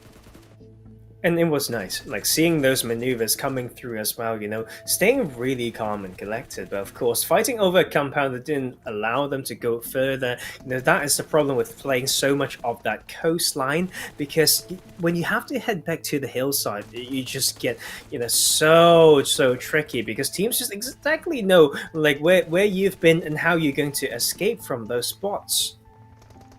As well, as you can see, unfortunately for Flair Loyal Team, not so fortunate, were knocked to GUNZ Esports. They moved their way in, but weren't so lucky for the side of SUDOR. They went down, so did GUNZ to Rad, and Rad, with that brilliant win, were able to push themselves up, but unfortunately got stopped by NASR. NASR stopped everyone in their tracks, it can be said here, Tarzan. It was not a game where they just sat pretty, they waited for the zone to come in, they went through to the space chilly early on, then they were able to hold it down so beautifully against all of the squads before it culminated in a brilliant grenade knocking down 2 members of GSG. Zoro was the only one left to fall, and Alpha Legends just did Alpha Legends things and disappeared in the ridgeline. That way that they absorbed the pressure and made it work is just crazy. Like, I think a lot of teams would be tempted to do a bit of split around it, but they dedicated to that one compound, like use the multiple levels and the surrounding landscape to land like so many, damage. And they actually only had 1 kill, I think by phase 6 or 7, but they just tried to end it with 12. in that, right? Just trying to exert dominance from one position and then moved as a team. The plan was very clear, and they held down a much needed compound defense as well. So much props to this team. And you know what? This is the bounce back, maybe, and they are ready to dominate more. I think in terms of dominance, something we haven't seen though is from so many of these teams. It's been the consistency, yes, coming through from Alpha Legends, through from NASR, from recently Rad as well with these final 2 games, and also their Arab GSG joining that fray. But on the other hand of the board, we do have to keep in mind that yes, HOTLINE were able to bring themselves to some placement points in that game, but still it is to get off the mark for the likes of SUDOR, for example. Now, SUDOR going into this current stage, current Super Weekend, yes, they struggled, but they weren't the bottom team. They were a team that actually looked fairly all right. They weren't too good, but they weren't too bad either. They were in the middle of the pack. But when it comes to the Super Weekend tonight, it just doesn't look like their night. And I think it comes down to some very basic mistakes that they probably know as well, and that's the issue. Like when you know it's a low level mistake, like it makes you dislike yourself sometimes. I know it's a very strong term, but you know how if you put up a good fight and then you lost, like you would be like, yeah, I've done all I could. But in the things that are very preventable and then that shouldn't be made on this level and even shown to so many people on the multiple streams, that is embarrassment that they have to go through, and they need to find a very important and effective way to come back from that. Effective decision making will need to be what comes through for them. But I think on the other hand, going into this final game, it can be said that Erangel is going to be probably the most notable and most knowledgeable map for all of these players. So there is still time to grow. And I think the importance as well of getting a good result on this map in particular, more so than the rest if you've been doing a little bit poorly in the other 4 before, is that it sets you up for tomorrow, Tarzan, because a good win here, even a good position here, a few kills here and there as well, will actually allow those teams to be able to bring themselves back up into contention in tomorrow and on Saturday. And to know how far they've come, at least at this moment, let's have a look at that standing. And we will actually have Alpha Legends being on top there. We kind of hype them up, coming through like from the wildcard PMCO, right? So they have some of the momentum slowly coming, holding down that spot, averaging 15 points right now. That's essentially the point average that NASR had, but they have to repeat so many times to be tied with that. And we have at the side of Arab GSU very close, basically tied with Zombie Esports when it comes to the points, but you can see a very different style of play. Arab GSU 5 kill points only, when Zombies got 21 of those 25 points coming from kills. I think it is some work to do for both SUDOR and for their loyal team. Slightly disappointing results coming through from them. And I think what is most surprising actually is seeing YaLLa in 12th position, seeing Zombies in 10th position there, because these are teams that looked so good coming through into the first 2 days of play. And it is very surprising to see actually in today how different they have been, and actually how difficult it has been for them to be able to continue to grow and be able to find their footing in what have also been very difficult zones to contest and to be able to find a spot inside it. Has, on the other hand, been those teams who find that successful spot in the zone, Tarzan, who are the ones taking the chicken dinners. Yeah, I think there's just so many factors sometimes. We're just guessing and guessing. These are educated guesses, though, when it comes to why a team's been performing that way. It could be about preparation. It could be mental state. It could even be sometimes like the roster changes that we don't see, right? That we may have a very, the substitutes of a team can play a major role. Like emergencies can happen, can come in and add a different, like, style if need be, but sometimes people are very reliant on their like main roster that really cut down on the chances when it comes to emergencies and situations that they didn't expect. Right, for example, SUDOR Esports, I don't know what happened, but they were in the mid pack, ranked 9, like entering this super weekend. Now, right at the bottom, right, they also didn't just like use 62 points like from those 8 games up to 8-point average. It's a very decent start, but they are nowhere near that right now. But Flair Loyal team, they kind of just made it in there, right? So we're kind of expecting them to be there, but we are waiting to be proved wrong because, for example, iKURD is showing some very decent games. Yeah. The fact that iKURD were able to push themselves from what was 16th position all the way up, they have proven themselves, and it is up now to the rest to prove themselves. Also, as we move our way through on to the final match of the first day of the first super weekend of PMPL Arabia, Erangel will be the one to settle through and be able to settle all of our worries, all of our questions, all of our quarrels, as that plane path goes through from Zaki up towards Stalber. And the thing is you know what? There's something that makes it particularly interesting is Falcons back to the map that they want.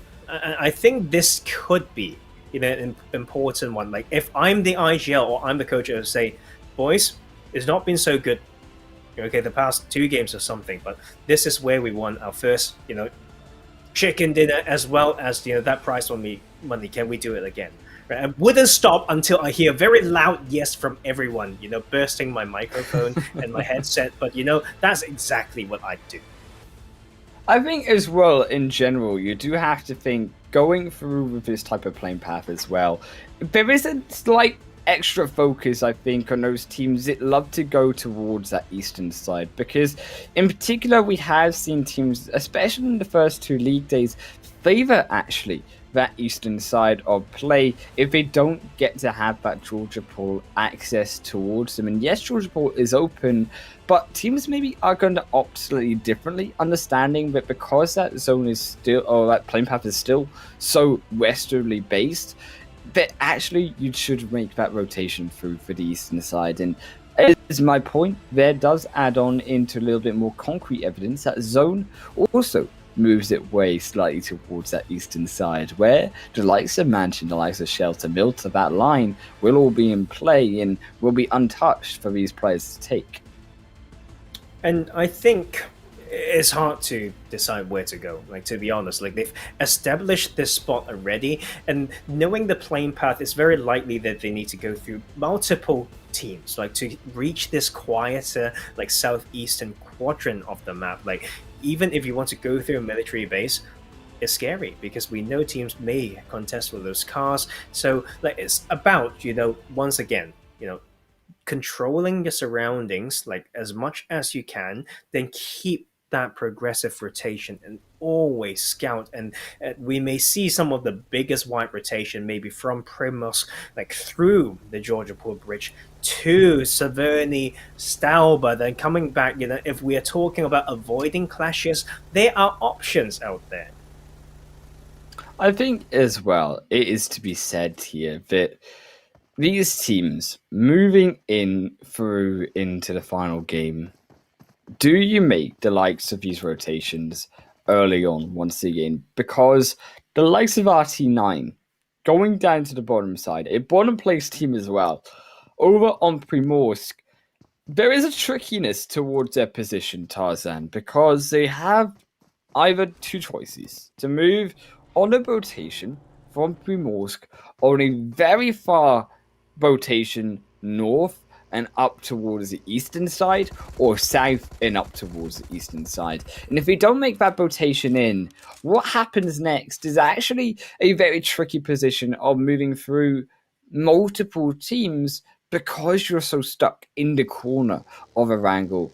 And unfortunate for these rotations as well, SCYTES capitalizing, as you can see as well, onto Rad on their own movement through into some place else on the map. And SCYTES, this is interesting because they're looking to then pressure up now. They're looking to try stop Rad before they can make it through to the other side, understanding that if Rad do get to the other side, it'll be Rad, then gatekeep onto SCYTES.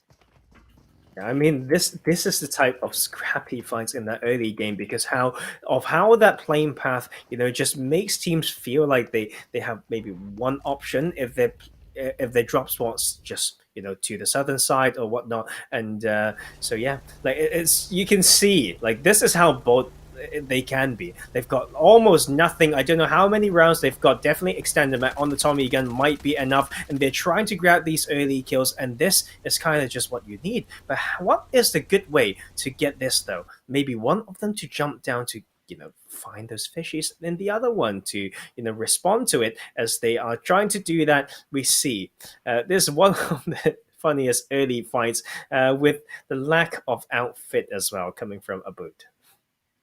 Man, Rad do gotta be feeling dead embarrassed right now from Rad so dominant in the last 2 games to being picked apart like fish in the water by none other than the SCYTES, who need these points so desperately as they turn around, drift over to the final player, down into the water. They'll just drown themselves, knowing that there's no way else out of this one. SCYTES, they're not going to be allowed a kill, and although Rad lose members, it was the right way to lose members.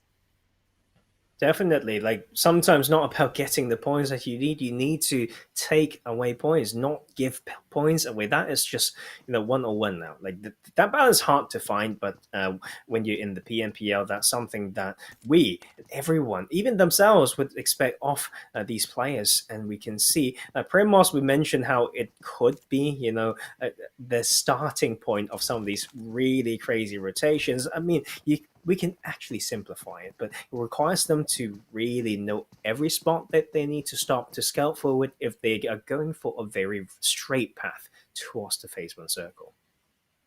Alpha Legend is already holding up around Yasnai Poliana. Now, Alpha Legends, currently, they are sitting very comfortably at the top of that leaderboard, have been fairly comfortable all game, and you would expect no less out of a veteran team, but I am yet to see in a one-on-one fight, and this is what interests me, what Alpha Legends can really do on early fights, because we see they're very strong in positioning, they're very strong when it comes to being able to survive to the late game, but the aggression overall out of them, apart from I think in game number 2, has yet to really be seen. And in game number 2, it was actually still a Miramar where it was a few mistakes from Falcon, it was mistakes from teams popping ahead out too far that were just capitalized, and you would expect to be capitalized anyway from any team. And I think it's also because we haven't caught them on screen, because they did have some of those stats coming through. But yes, you are correct. I feel like they don't always expand the area of control, but they just know how to play off one particular position decently well. But one team that we want, we need to see them prove themselves at SUDOR Esports, as they are holding those 4 houses. Is kind of a typical spot, but I personally don't like it. Like, if you've played this game enough and you head over to Potato Hill, that is the perfect distance from the southern dip of Potato Hill to look towards that series of houses held by SUDOR Esports, and you can actually see the cars. Like, the render distance is just like on that tricky gray area, and then it's not easy to stay stealthy there. But we are going back to talking about YaLLa as well, a team that is lacking some consistency when it comes to placement points, but are slowly showing some fracking power. I mean, what else? Like, we wouldn't expect anything less from this team.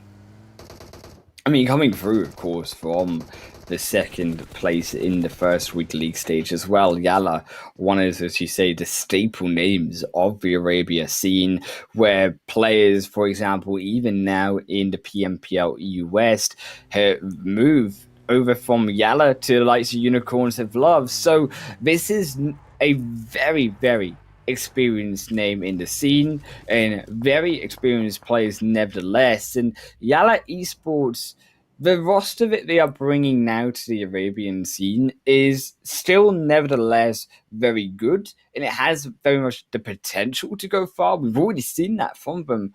But I do think that this is when we talk about those off days, when we talk about the mindset of these players, when we talk about also their ability to keep their cool, even if they are losing multiple games. And yes, YaLLa aren't completely out. They've still got 23 points, but the fact is that so many teams are picking up so many points. And the fact that also this leaderboard has been so consistent in between good teams and bad teams, overlooking each other, doing one better in different games, that actually means that 23 points just isn't good enough at the moment. It's hard. It's very hard. But speaking of history as well, like you mentioned, the history of YaLLa Esports, do you know that Jody from Alpha Legends used to play for YaLLa Esports? So that is probably something that he's being a spy, like that he when he didn't intend to, but not really the case. But I mean, he's been playing so well. You can see Alpha Legends like being on top right now, and we can expect more from this team, like from PMCO as well. That is what we want, sometimes to say, hey, like we are actually equally good. Although we qualified from PMCO, we're equally good, like compared to these established invited teams. Equally good in terms of SUDOR right now is an interesting position by them because they're holding up this hill on the outskirts of Pochinki, which often around these ridge lines is fairly difficult to control if you do get third party, but they're taking full advantage actually of the fact that, well, actually, RICO Infinity team, they're out of position as well here. YaLLa, the 1v3 master, the squad wiping player with his orangutan on board. YaLLa looking to find those kills. Chucks a grenade over, but can't find anyone just yet. And Falcon, they are swarming the side of zombies, but it's also break from behind. They could provide that important cover fire. They come together. Falcon still not quite together themselves at the moment. It's Falcons Esports still moving their way in. Have to move through. Is that grenade the bait? YaLLa has opened up one. On the other side, though, zombies, they go for the revive instead. They might just lose a second. Zombies trade it out, though. And zombies, they're looking for the final. YaLLa has to make the 1v3 happen again, but cannot do the work this time around. The flashy play is not there. Zombies, this time, get eliminated in last.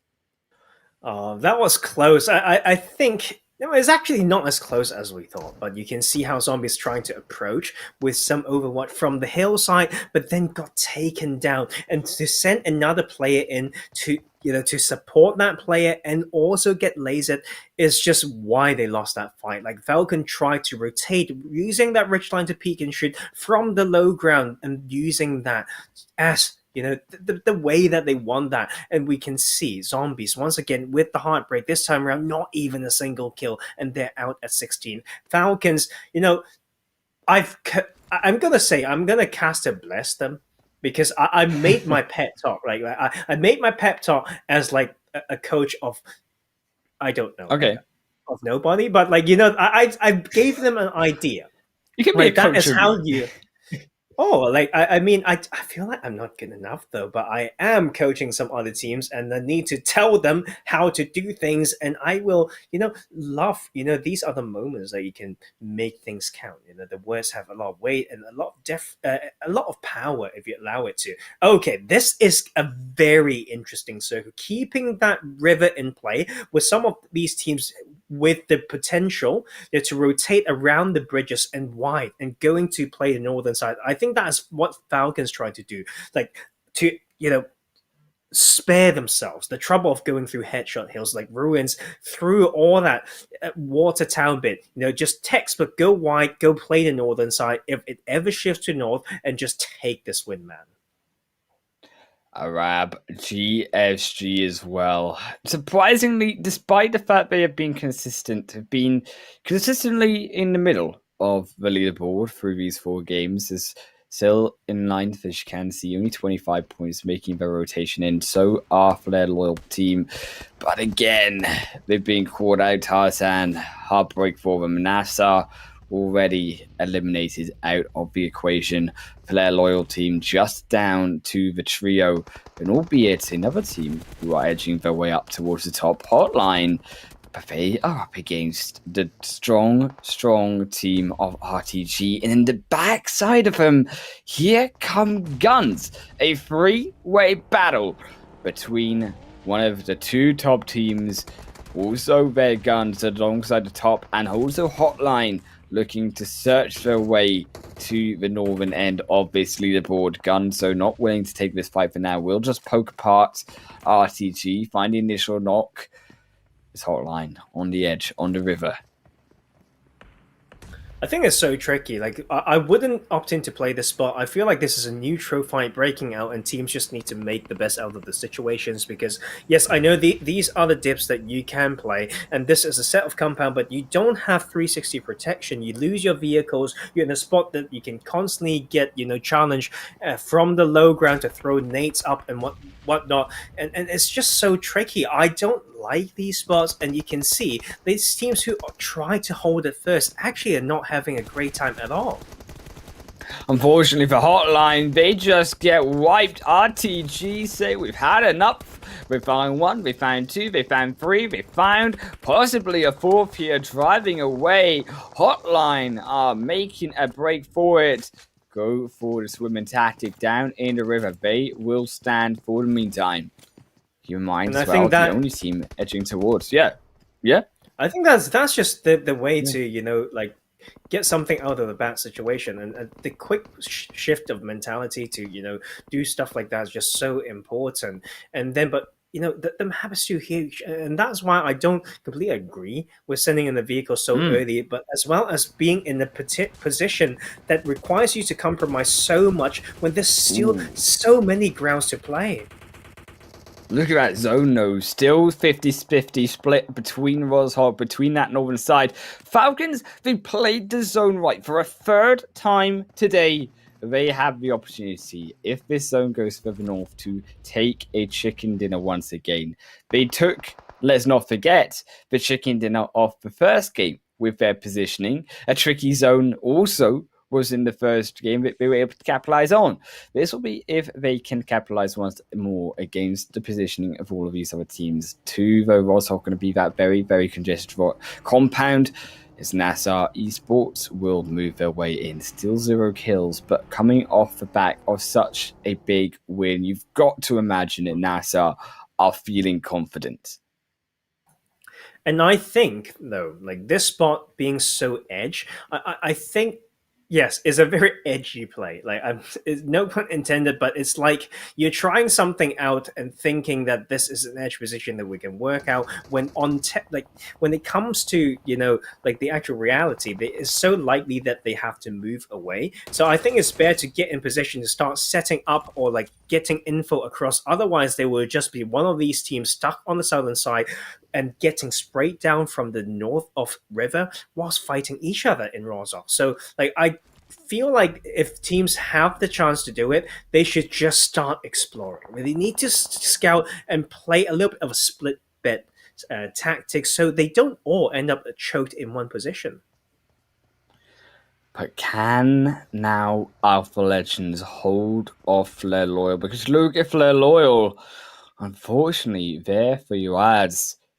Caught by the blue zone on the wrong side of the game is NASR as well, going to look to be burned down to the ground. SCYTES will look for all of these picks. They've moved in as well. SUDOR on the flank side. Keep in mind, SCYTES here do have one player off on the off angle to try defend against SUDOR. As Phobia moves in, understanding that we need to reposition here, as it will be an instant knock onto Azure, but they build their way through inside of the building, and now NASR need to defend inside their own home. They delete though 2 away from SCYTES, and just as easy as that, Tarzan, SCYTES are eliminated.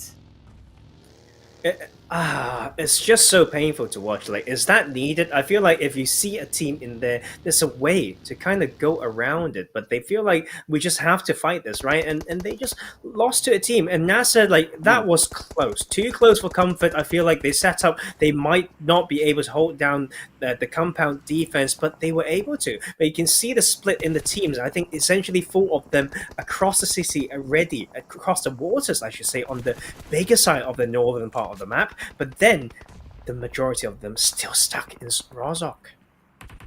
Is that scary point as well of actually SCYTES panicking over SUDOR entering and panicking over teams edging their way in as well. Unfortunately for Arab, GSG will be sent back to warm up the final game lobby, as it will be 14th position for them. GUNZ, they are one of these teams who have held on to Rozhok for so long, but Rozhok is no longer the safety point, Tarzan. That zone has gone away from everyone, and no longer will their homes be safe. You've got to move.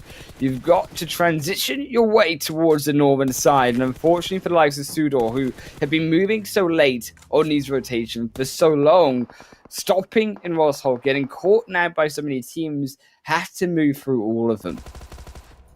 I think this is a game that will be very good for the side of Falcon. Not just because they're on the quieter side, they are holding one of those typical positions that have almost 360 control of the northern and have access to spots that can look at Rozhok as well as the bridge. And they are working through their edges. They've got, they have that entry point, and they will be able to get into probably top 5 just playing off that spot to progressively rotate in with the info available to them. As you can see as well, GUNZ edging their way through onto RT9. The final player looking to be knocked down, but the drop shot finds him. Real Tiger 9 with the flashy plays are able to take one down of SUDOR, keep their dreams alive. But just like that on the off angle, GUNZ will put a stopper in it. As GUNZ look to try take down SUDOR as well. They run separate directions, trying to make the most of the opportunity here. Both will survive for the meantime, but not for long. You do have to imagine GUNZ also under fire by Raj. Can see on that kill feed. It is just teams gatekeeping teams at this point, and you do imagine the fishies are going to become very much relevant in the coming zones. And I think that, yes, I think there will be fishies, but it will also be down to the ability of these teams keeping the cars, intact in this crazy, few phases, right, in Rozhok. That is something that we always mention. There's something that is so key, and you can see, the side of GUNZ still trying to keep their vehicles alive and very aware that there's a team above them that they may have to clear, and they don't over-rotate. Oh, look at that grenade, straight onto target from Falcons onto iKURD, delivered first class by the post of the Falcons. They drop it straight onto their face. SUDOR as well going to be dropped by Rad. That was another beautiful one. And these grenade plays, this is like Arabia in a nutshell, Tarzan. So good with the utilities when it comes down to such tricky zones. But once again, is going to be another tricky shift as it moves all the way through to the northern end of Rozhok. NASR going to smack one onto GUNZ as well. NASR are going to be pinned by Rad. They're using this ridge line so that Rad cannot fire onto them while still moving their way into zone. Beautiful positioning and heads up rotations from NASR, but they do have to come up at one point into the line of fire of Rad. I think the weak side is against the hill, so they need to maybe use some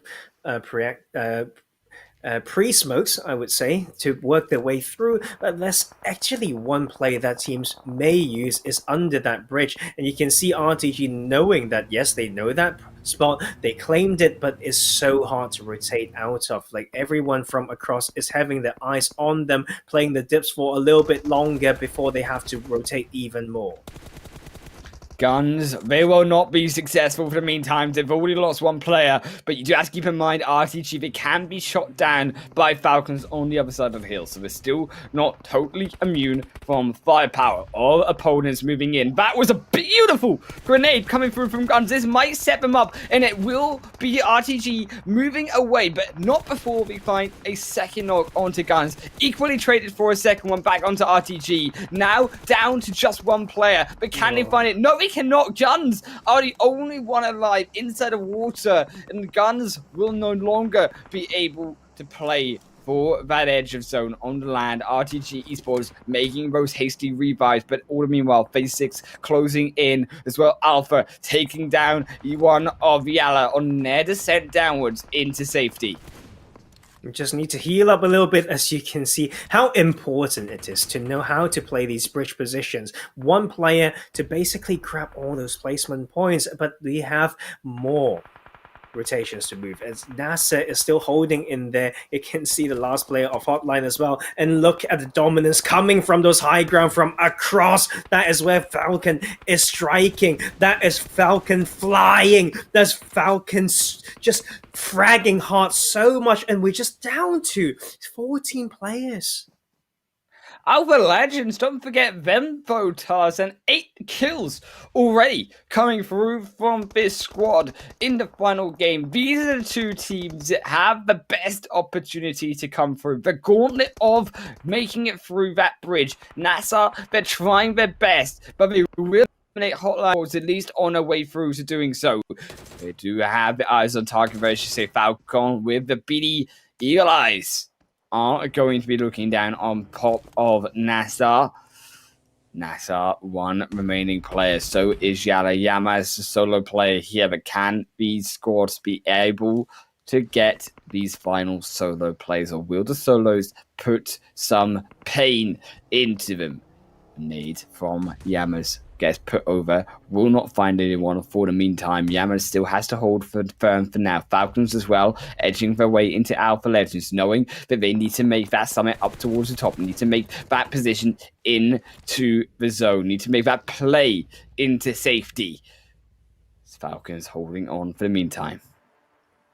So Tricky Circle continues to go towards that northern side, and that is huge for both Alpha Legends and Falcon to increase their lead on that leaderboard. Maybe just Falcon to catch up, I should say, and they can just rely on the teams on the southern end to eliminate each other as well. But that is Falcon taking Thanatos into their own hands. Will land an opening knock with the frag grenade onto Jody.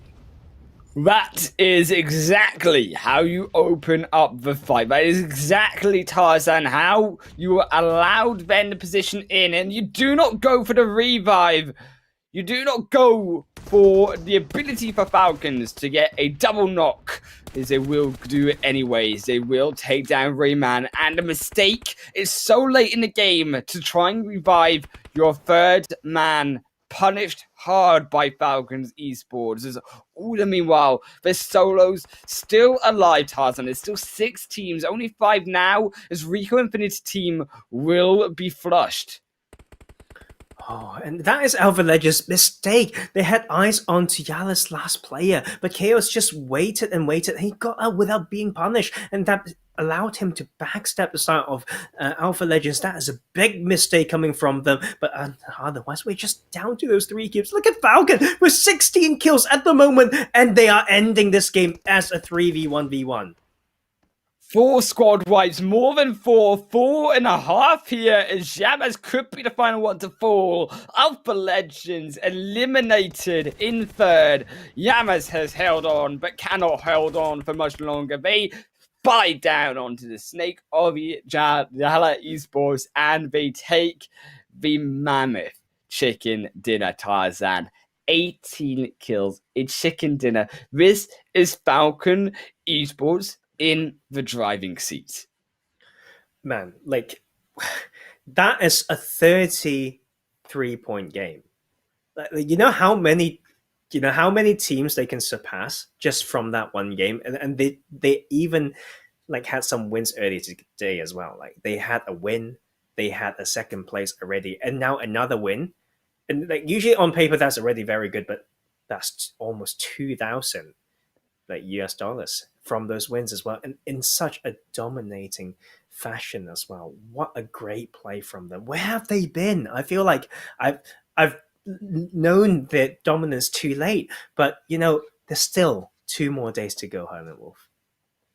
2 more days to go, but we do have to go for a break before we get to the breakdown of that final game, Tarzan. So we will be back with you with the final overall results of the first day of the first Super Weekend.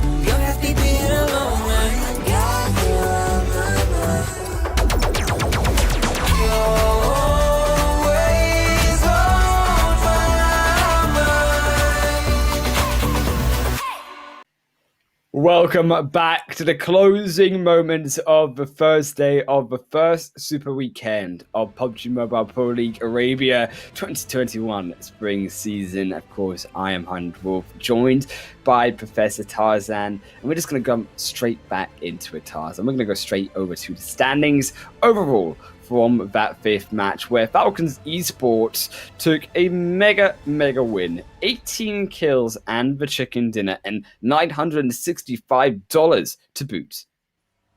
Oh, it's the second one as well, and this is just so strong for them. And the point average is absolutely insane. It's like 16 points plus, per game, almost hitting 17 points per game, and that's crazy. If you think about it, it's like a third place and 7 kills every game. That is madness, man. And even think of the fact that Falcons Esports, they also got that second position. Just that one small mistake with not popping the tires allowed Alpha Legends to take their own chicken dinner win. But Alpha Legends as well, showing up strong, a third position finish for them, also getting at least those 2 squad wipes worth of kills in that final game. As you can see, though, on the other hand, it was so much damage, but so much consistent damage through from Falcons. 2,436 damage to top them off with 18 kills, and also no surprise to see NASR, RTG, and GUNZ alongside Alpha Legends up there as well.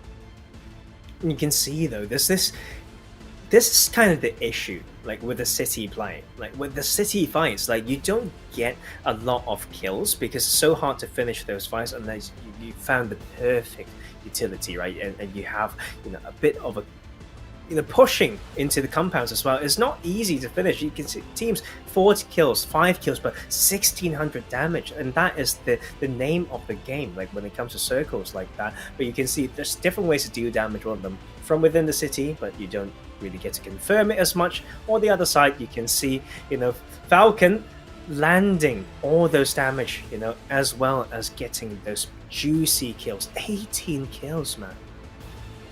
18 kills, and no surprise seeing a top players here. Bomper and Nivalone both there as 8 kills through for Nivalone, the highest out of the top players, fragging out of his mind in this final game. Also, no surprise there to see, as we say, NASR and RTG, Nabo and Senku to join them. Senku with the highest damage, 1,000 damage alone on this player in their own right, keeping the entire side of RTG alive to those final moments.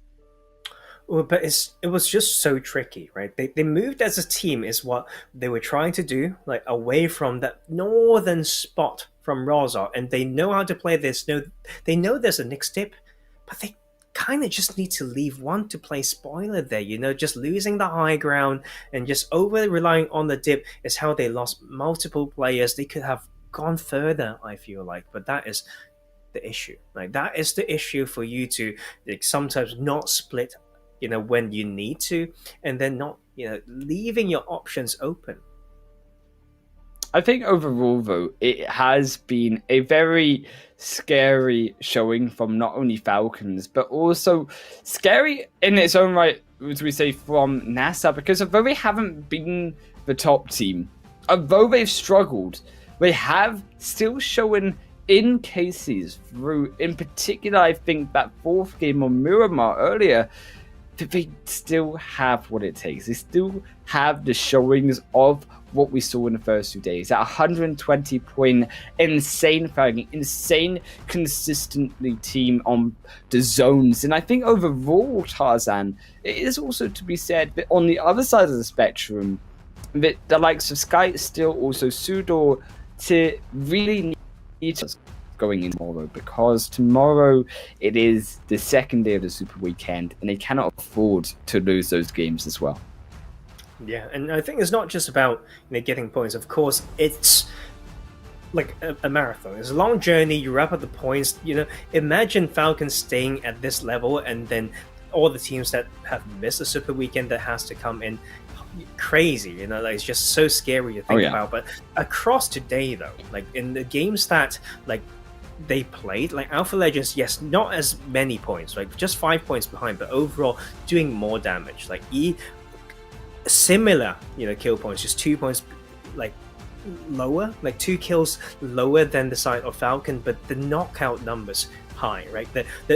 The healing. So they fought their way in, need to replenish some resource or whatnot, but this is the way that they are showing, and I think they are actually, that healing, like the difference in the healing, I think is a bit higher than we expected, because they're sometimes in those positions that they don't need to lose a player, or they don't need to stay in a position to be so aggressively peaking, for example. So that is something, of course, very happy for Alpha Legends in them showing their skills, but there are things to really tighten up, to set the safety net a bit better, and then confirming those knocks better than they would have maybe been leading the leaderboard at this moment.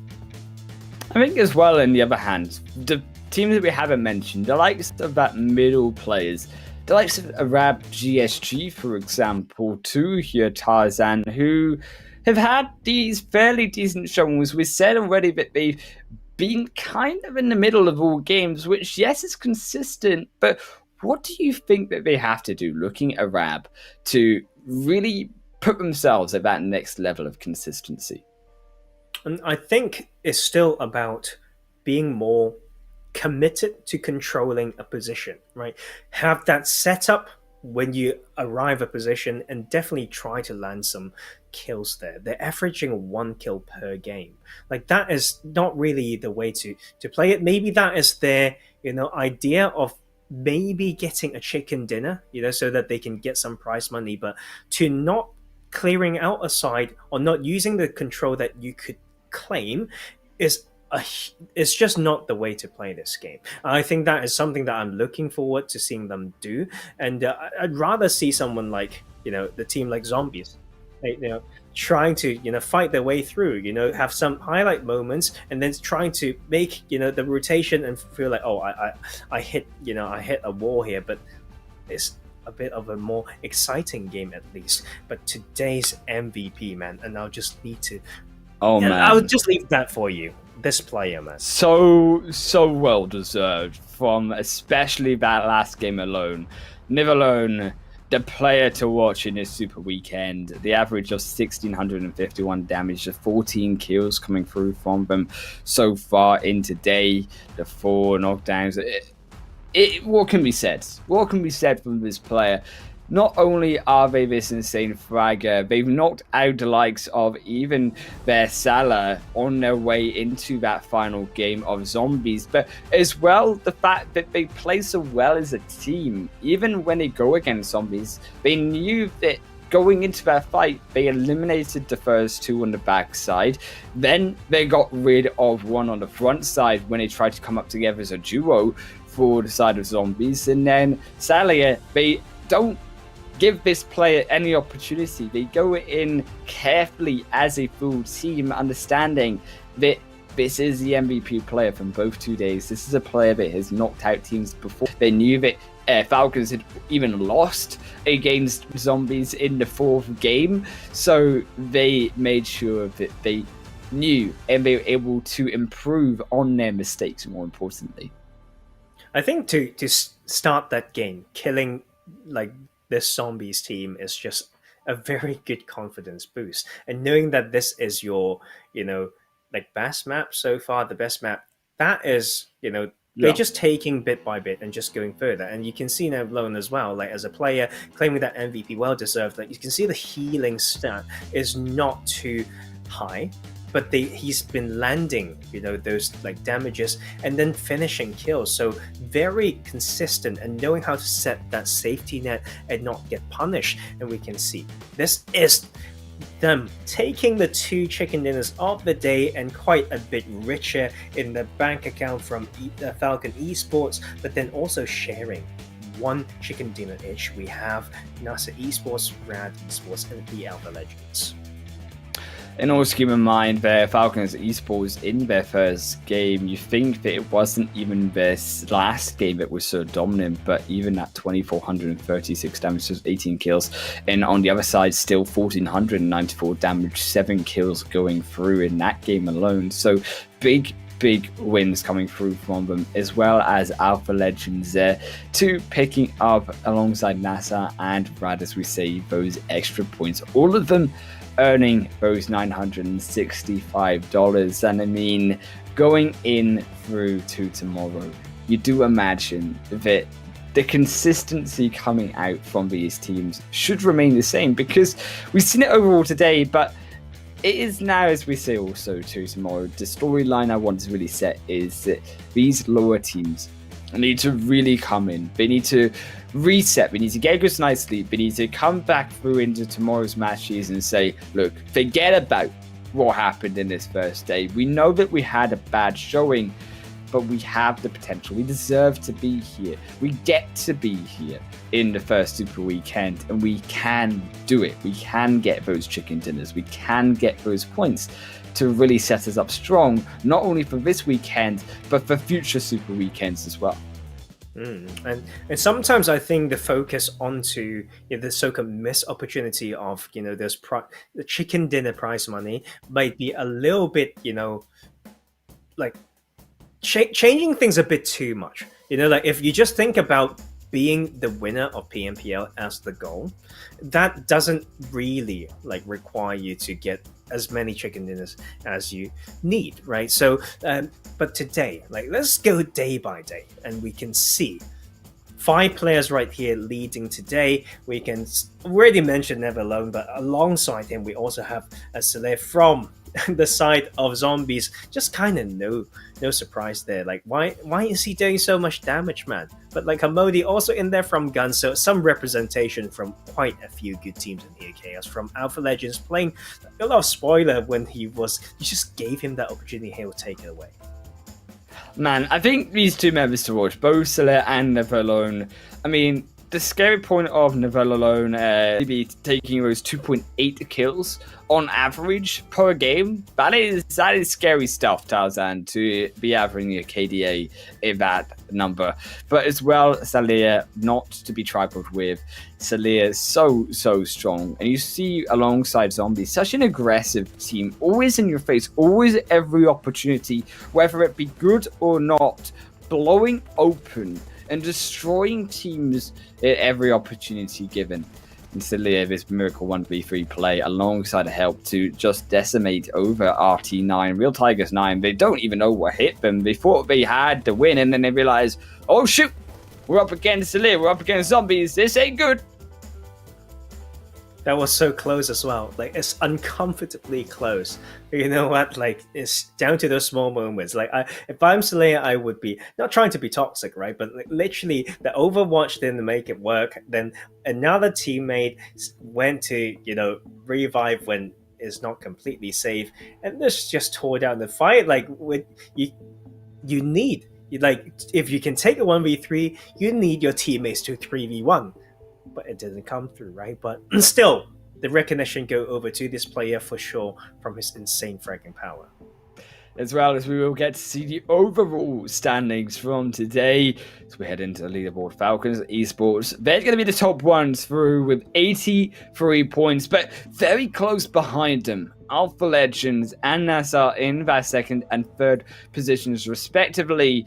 And I think despite the fact that we do see these top two teams, Tarzan, up together, it is still fairly close between a lot of those teams, especially when you think that we're going to look between those 6th, 7th, 8th position teams at 38 points, then moving over to those in 9th and 16th positions. I'll be interested to see exactly how close those squads actually are.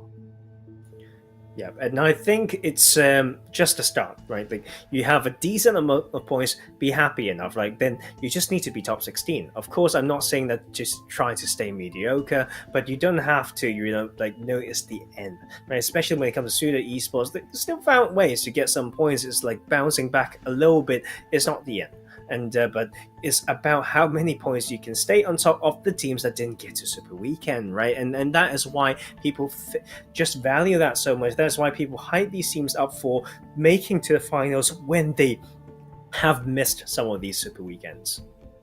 Right, the fact that every single point you get here is one more point than 4 teams already, and one more point than those 4 teams when we do think of the likes of even Fanatic Zombies, who even took a chicken dinner off the league stage, of the likes of Galaxy Racer, who were this hyped up Indian team, who as a result just with a bad showing, one bad showing in the second day of the league stage in between on Tuesday, that sent them packing, and unfortunately we'll all have to sit back, relax in the worst way possible, as all of these other 16 teams have their opportunity, have their chance to show up to get those points for the grand finals in 3 weeks' time. And I think setting in the tone now, what is the teams that you are really interested in looking for, if any team? That is a very tricky question. I think Falcon. And I know it looks like I'm just seeing them playing well and whatnot, but this team's like finding. Sometimes I like the textbook plays when you are given a position, like you need to know how to use it, and seems like they just find these textbook things done well, not overly complicating things, not going overly aggressive. Just controlled aggression is the feeling that I get from this team now, but there's so many more games to watch as well. I mean, you say yourself, Falcon are the team to watch, and we will see you guys tomorrow alongside DK and Span Cargo, who will be with you to give you all the action of the second day of the first Super Weekend. We will see you guys later on Saturday, and we'll see you guys at the end of the Super Weekend. Have a good night, everyone.